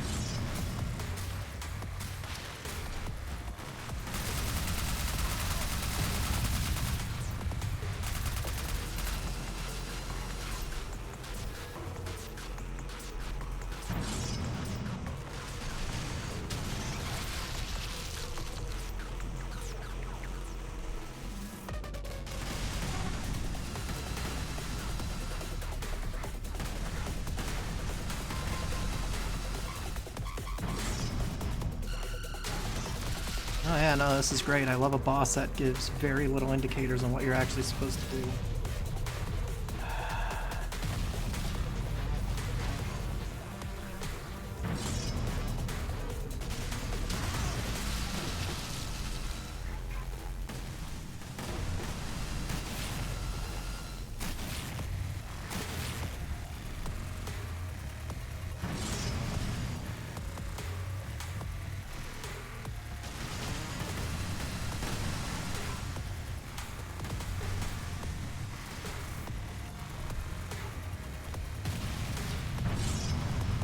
Okay, I have one idea.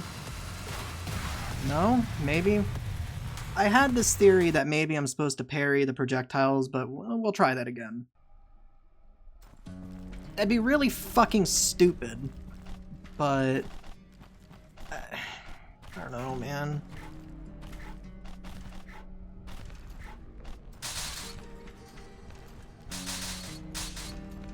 I played Painkiller enough to know that obscure shit like this is quite normal.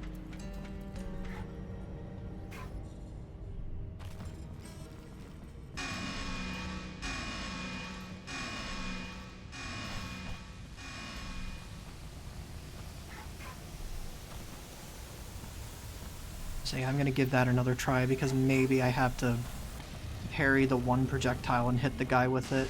I don't fucking know, dude. Maybe I can parry the arm too while I'm at it.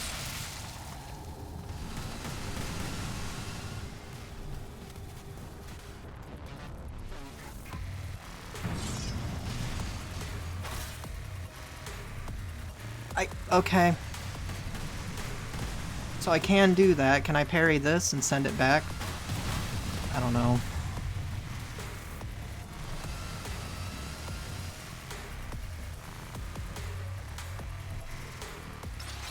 Maybe I had to do this. No.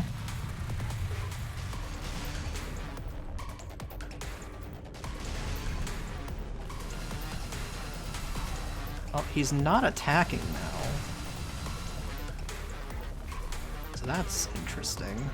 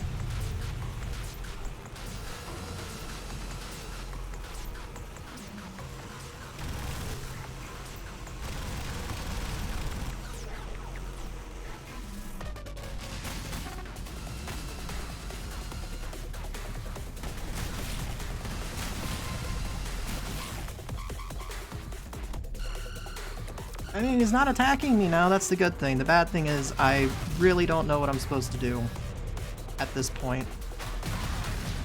Because that doesn't do anything. The fuck? I swear if I have to look up how to beat this thing, that's indicative of a really bad boss. Like, Painkiller had some shit bosses, but at least you could kind of, like, piece it together with the info you had. This is giving me very little to work with.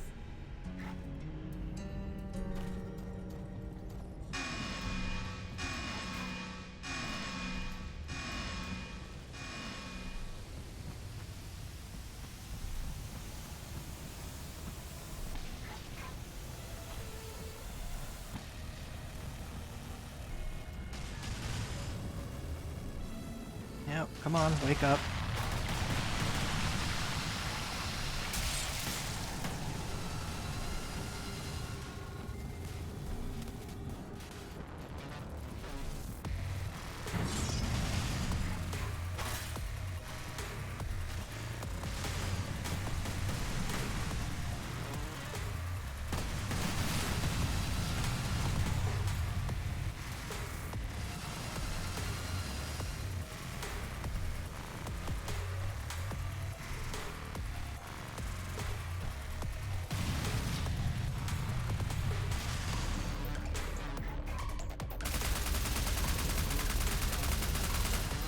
That seems to be doing something, but like I don't know what that would be doing.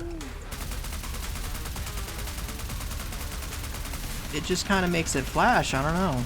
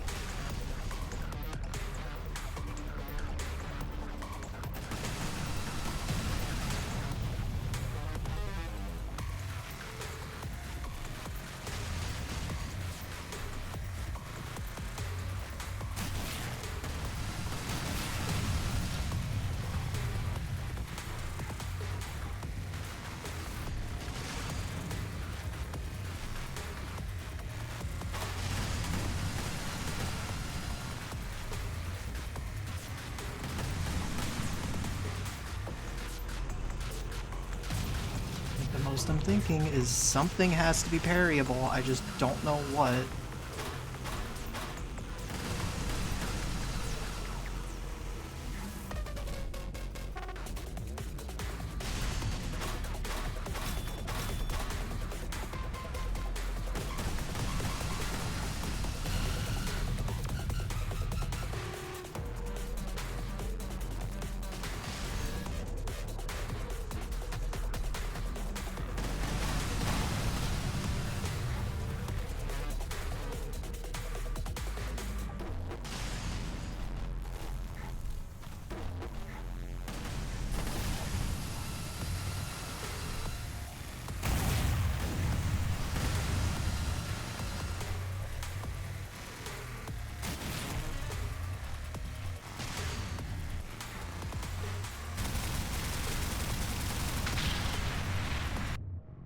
Those things have way too much health.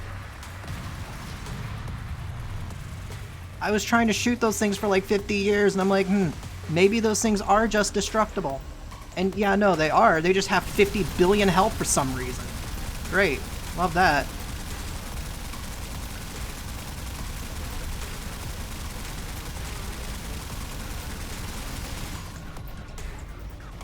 Gotta start over. Stupid fucking boss.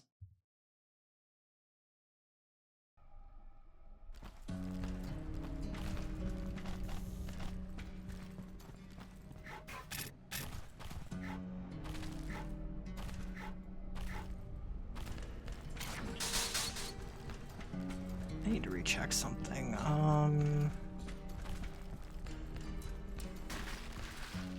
in here.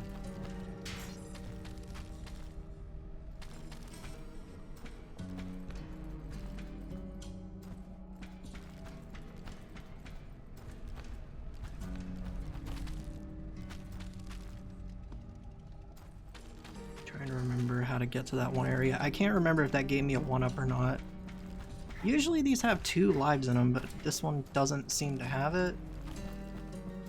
Unless, like, there was one in here and I just missed it.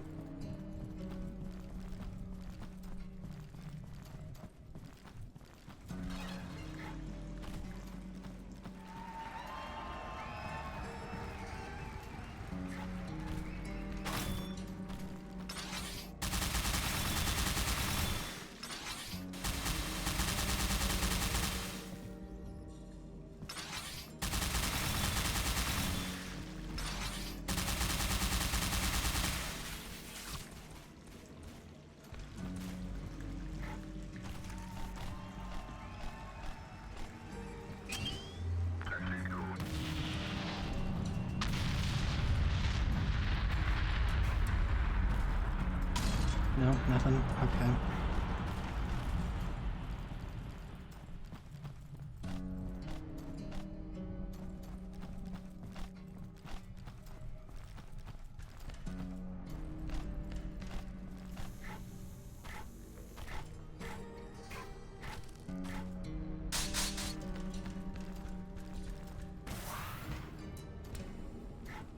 Could have sworn there was something here too.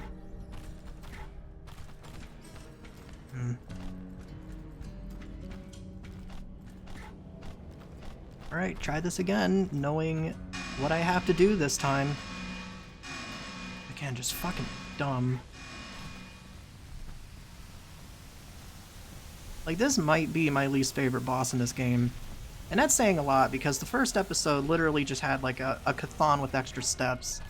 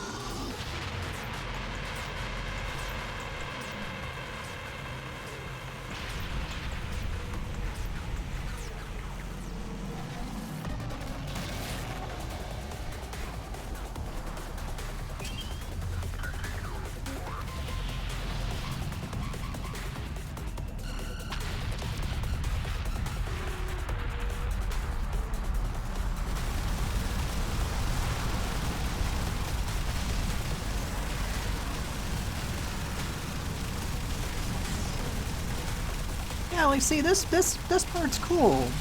It shouldn't take 50 years to get to this point, though.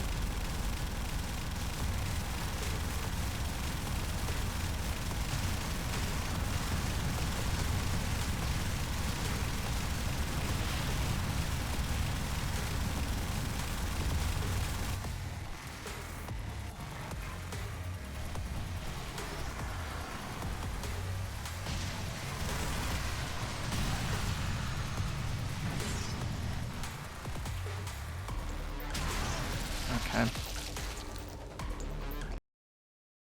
Clearly I have to parry that attack, it's just the parry system just isn't that fun to engage with when it's actually required to do a thing.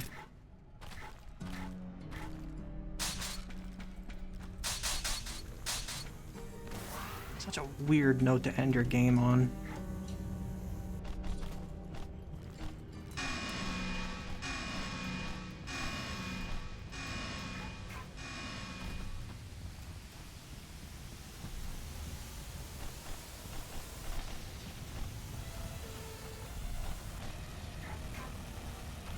I wonder if I can do like the super attack and maybe...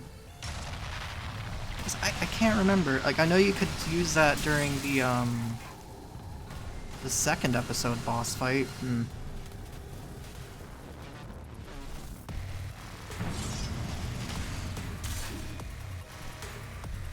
Okay.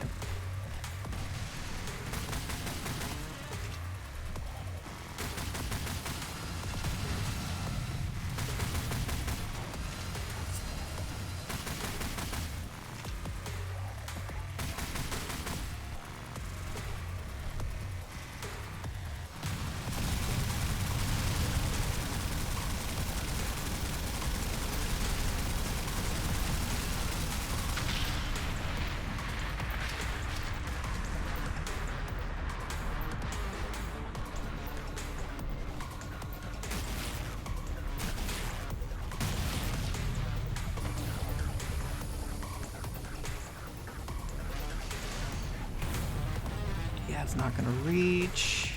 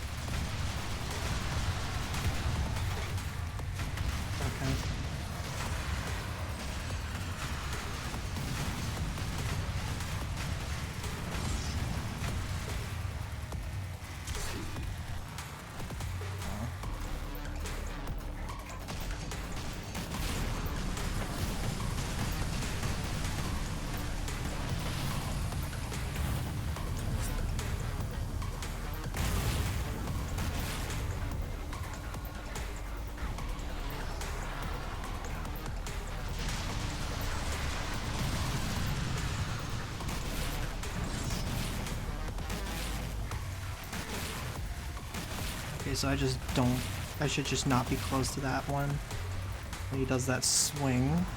I thought maybe it'd be parryable, because, you know, the first one's parryable. Why wouldn't the second one be?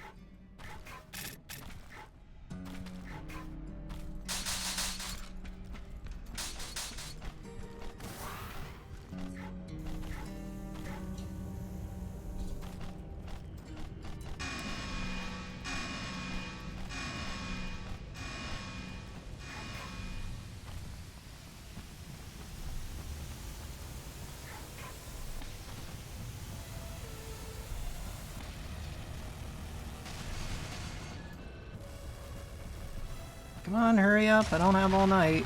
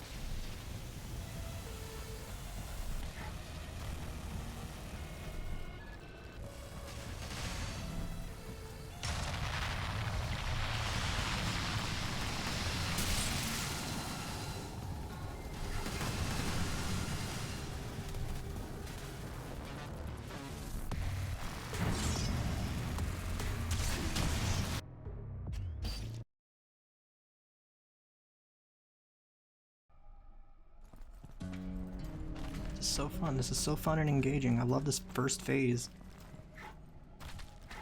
Because if I miss that parry, I'm just completely fucked.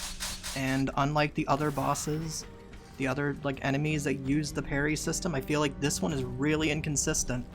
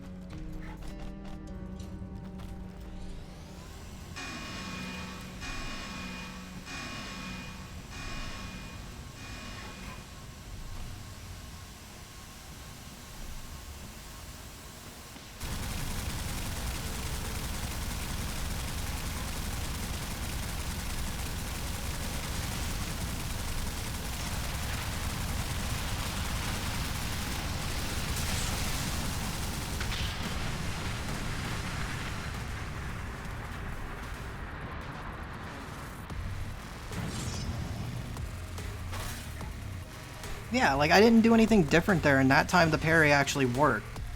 It's inconsistent. The fuck? Like the other, there's like 2 other enemies that have this parry, and they're way more consistent about when you can actually do that parry.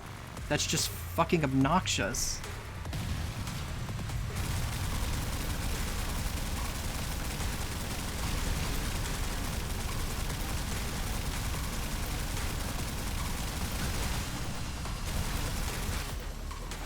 Also, no health in this arena is a dick move.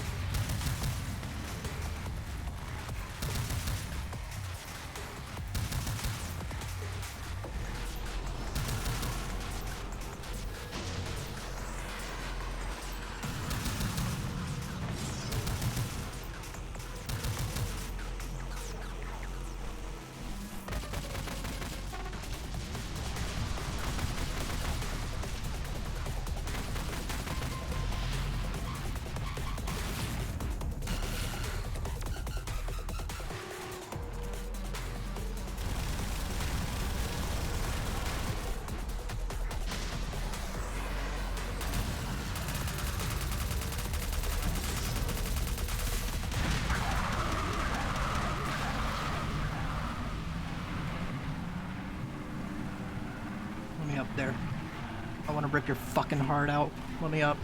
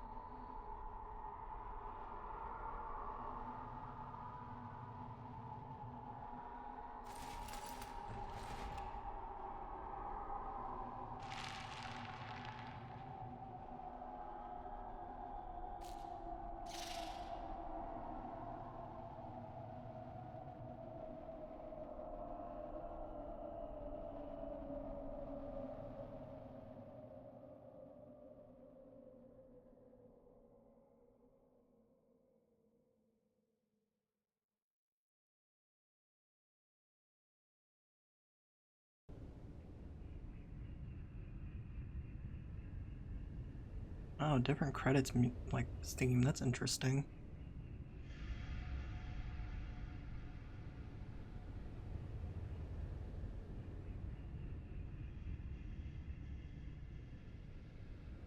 Yeah, I mean, the game is, like, fascinating, I guess. I just wish certain parts of it weren't as annoying as they were.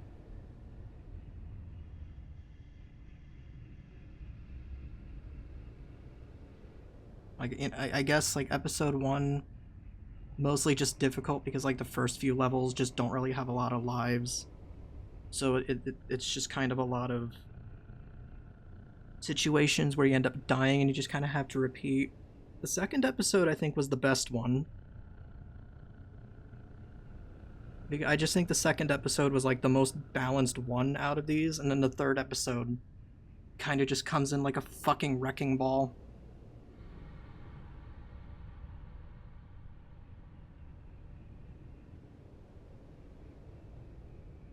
I think most of the enemies are, like, fine. I can't think of, like, any enemy, like, outside of, like, the powered up ones that were introduced in episode 3. I can't really think of any enemy that irked me, like, super hardcore. I guess maybe, like, the rusher enemy, that's kind of it. But, like, once you kind of know how to deal with the rusher enemy, it's not, like, too terrible.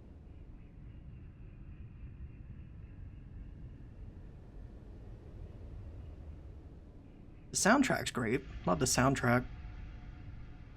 Like apparently apparently a few people really don't like the soundtrack for this. I think it's fine. I think it really fits the tone the game is going for.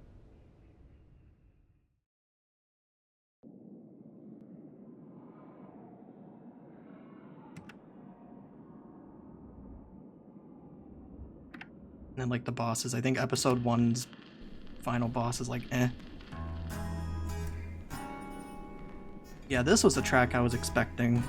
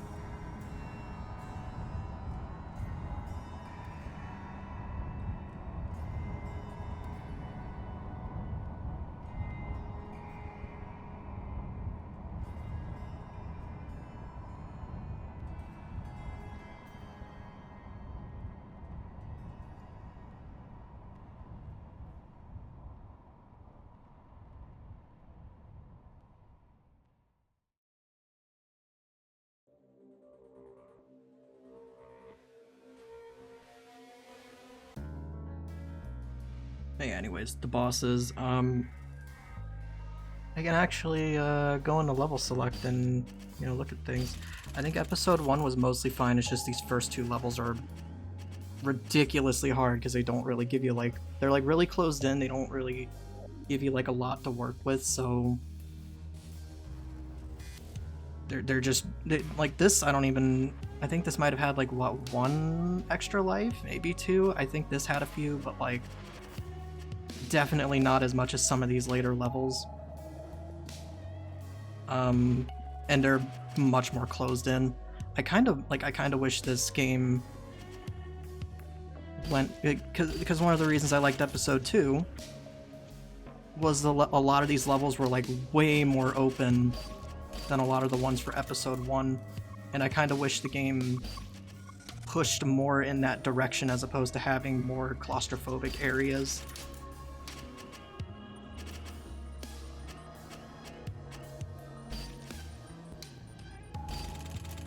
Bosses, I thought the feral armament was like fine. Kind of had a weird attack pattern, but not like too terrible. I just kind of like the way they introduce him. It's like really, really cool. Was not a fan of this boss. The Throne's Firstborn, wasn't a fan of it. I've already said it's Chthon with extra steps, and I don't really like fighting Chthon, so not really my thing. Death Rothschild was a cool boss. I kind of wish it came back, but it never did. Seems like wasted potential. The Matriarch was mildly interesting, kind of fun. Again, uses that Souls-like parrying mechanic, which is it's like fine, but like this and the Bell guy that used it. They used it very well, like those two. Rustborn Messiah, I mean, it's like a fine boss. I just think Dusk did this a little bit more interestingly. Like, I think it's like going for the Unreal Tournament, like, single player bot match thing a little bit, but again, it's just kind of fine. Like, the homing rockets were a bit dickish, but... And then this one. The second phase was cool. I did not like the first phase. I think those towers have way too much fucking health, and I think it detracts from the second phase, because the first, like, I just think the first phase takes way too long to get done with, and I just kind of wish that the towers had less health so that it transitioned into the second phase a bit quicker.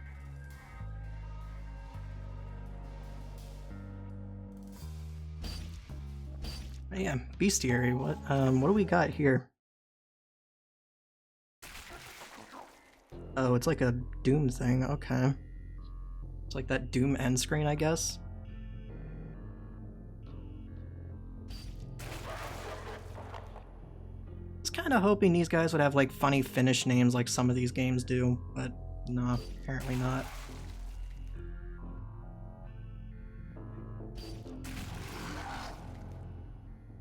But yeah, so like most of the enemies were fine. Like I think most of these were like fine, and I think that's just because a lot of these are like projectile enemies. I think the powered up version of this, assuming it's like a different enemy, I think this one was kind of obnoxious when it was powered up. This one was fine. Oh, I can move. This guy was a little annoying at first, but like I said, once you kind of understand how he works, he's basically a Scar that doesn't have like a ranged attack. That's basically what it is. And once you kind of have it in that mindset, he's not too terrible. I kind of wish these turrets had less health. I think it's like a fine enemy, but I what was it, like 3 revolver shots? I think that should probably be like 2.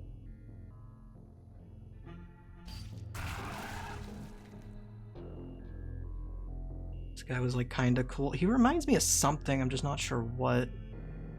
Maybe like a Half-Life thing, I'm not sure.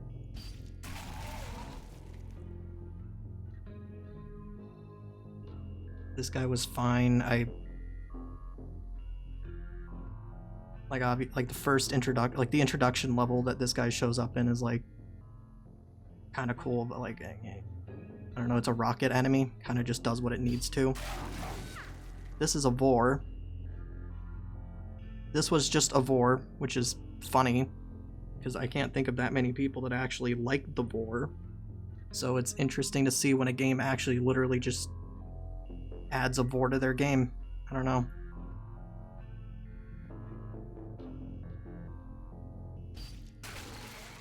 This guy was kind of cool. Kind of wished he'd showed up more, but he only really showed up in like a handful of levels. He was neat.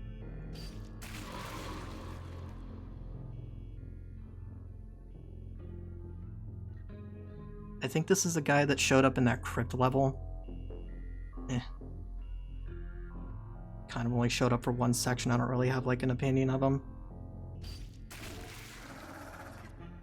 These guys were kind of cool. Kind of like the little indicators to show you which one is which. Like, one of these is like a shotgun guy and the other guy fires like a machine gun thing. Kind of interesting that they're color-coded. This is just a Halo Sentinel. Not much to say about that one.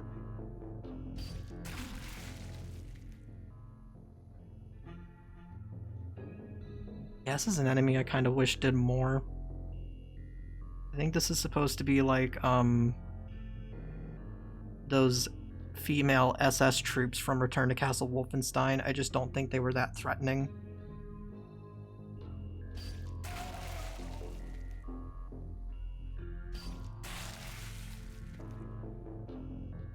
Interesting that this has its own entry.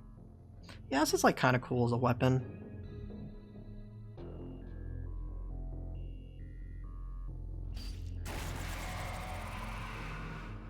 Hey, I think that's me.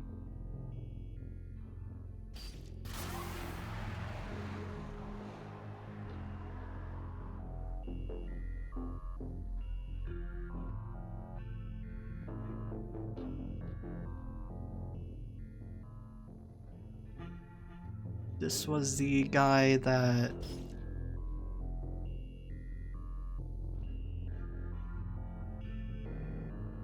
Yeah, this is the stationary like, mini boss guy. Do all these have like entries? They do. I should be like reading that, huh? Oh, this guy. I wasn't a fan of this one. I think this enemy just does too much.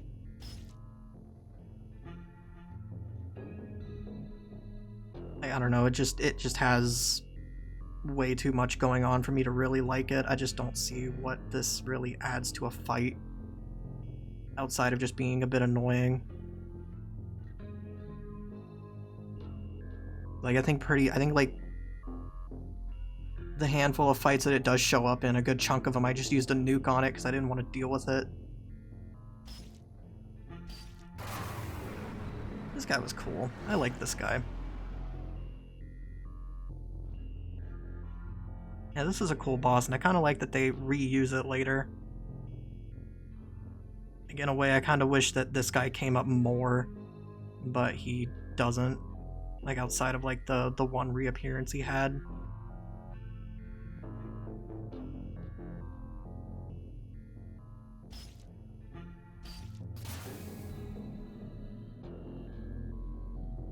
Again, I wasn't a fan of this boss. It's just Chthon with extra steps.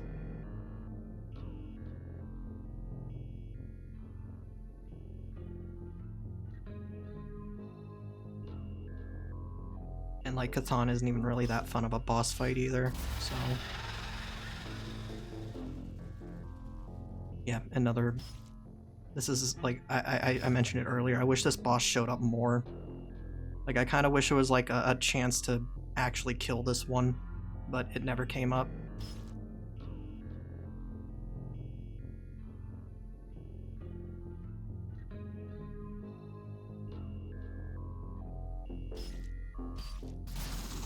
This guy was really cool. I like this enemy. I don't think this guy was used once, like outside of like in like episode 3. I don't think it was used like once outside of like the set piece at the end of that one level. Kind of disappointing.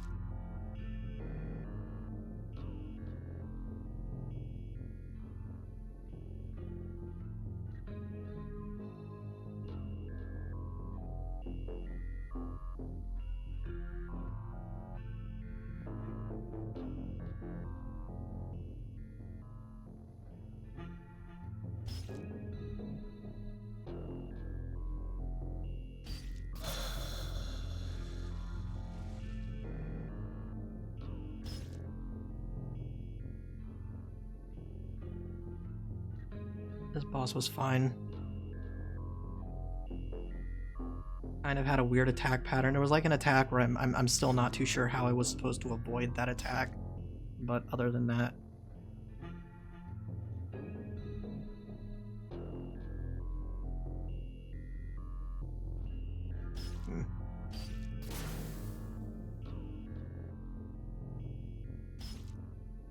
Again, kind of just a cliche of, hey, fight yourself. I don't know. Like, I do gotta wonder what this guy's like on, like, higher difficulty, like, slider settings. But I'm not willing to look at, try to, like, figure that one out personally. And then again, I wish the first phase of this was, like, cut down a little bit. I think the first phase drags on way too long compared to the second one.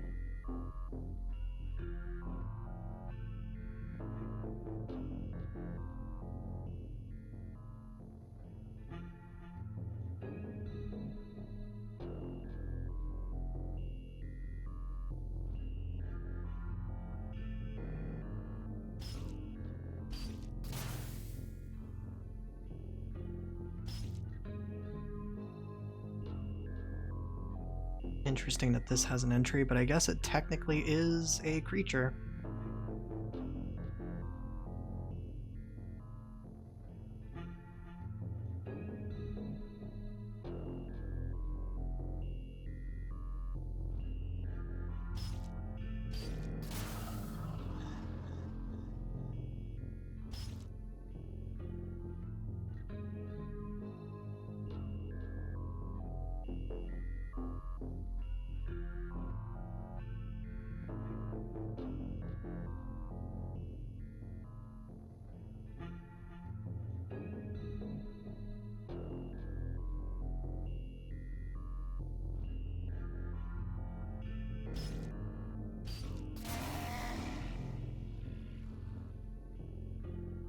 Oh yeah, this guy was kind of cool.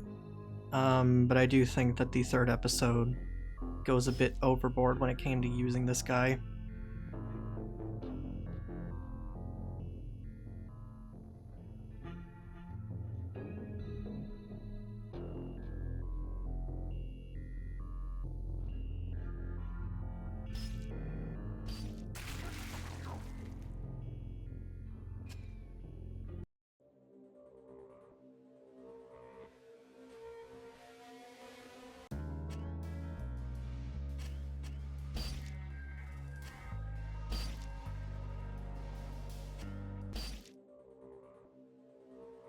But yeah, so that's a game.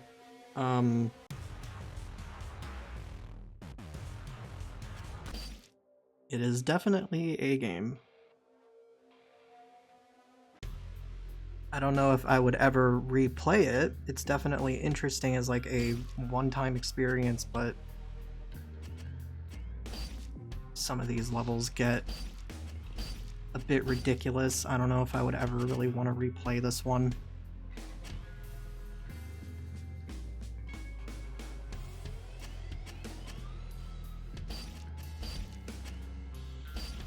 Yeah, has some cool ideas, has some things that irk me. Oh yeah, I have to figure out how exactly bug reporting would work. I don't know if, because there's that softlock in that one level. That Oblivion Threshold has a softlock where you can fall into a hole and can't like get back out. And it happens like 10-15 minutes into the level, so it's like a really big problem, especially when this game doesn't have like a checkpointing system. But yeah, I'm gonna go. It is late. When I come back, so they're doing this this PvP sale thing, right? And I bought, because big surprise, Call of Duty games are PvP games technically, and they go on sale during a sale like that. So I picked up Call of Duty Ghosts and Advanced Warfare. Two games that I wanted to pick up whenever they went on sale, because I'm intrigued by... I'm like vaguely intrigued by those games. And I kind of have a goal of it, at least. I kind of have a goal of like playing most of the Call of Duty campaigns if I can. I don't really think I have that many left either. I think I'm at only like a handful, but I don't know. I'll probably figure out exactly which. I'm thinking of playing Ghosts either. Yeah, I'm kind of thinking of playing Ghosts. I hear Ghosts is like alright. I'm just kind of interested to see how exactly, because that came out the year after Black Ops 2. I'm kind of curious to see how they followed up that game in terms of quality. I've heard it's not bad, but I don't know. Only way I can find out is if I play it. So I'll probably play Call of Duty Ghosts next.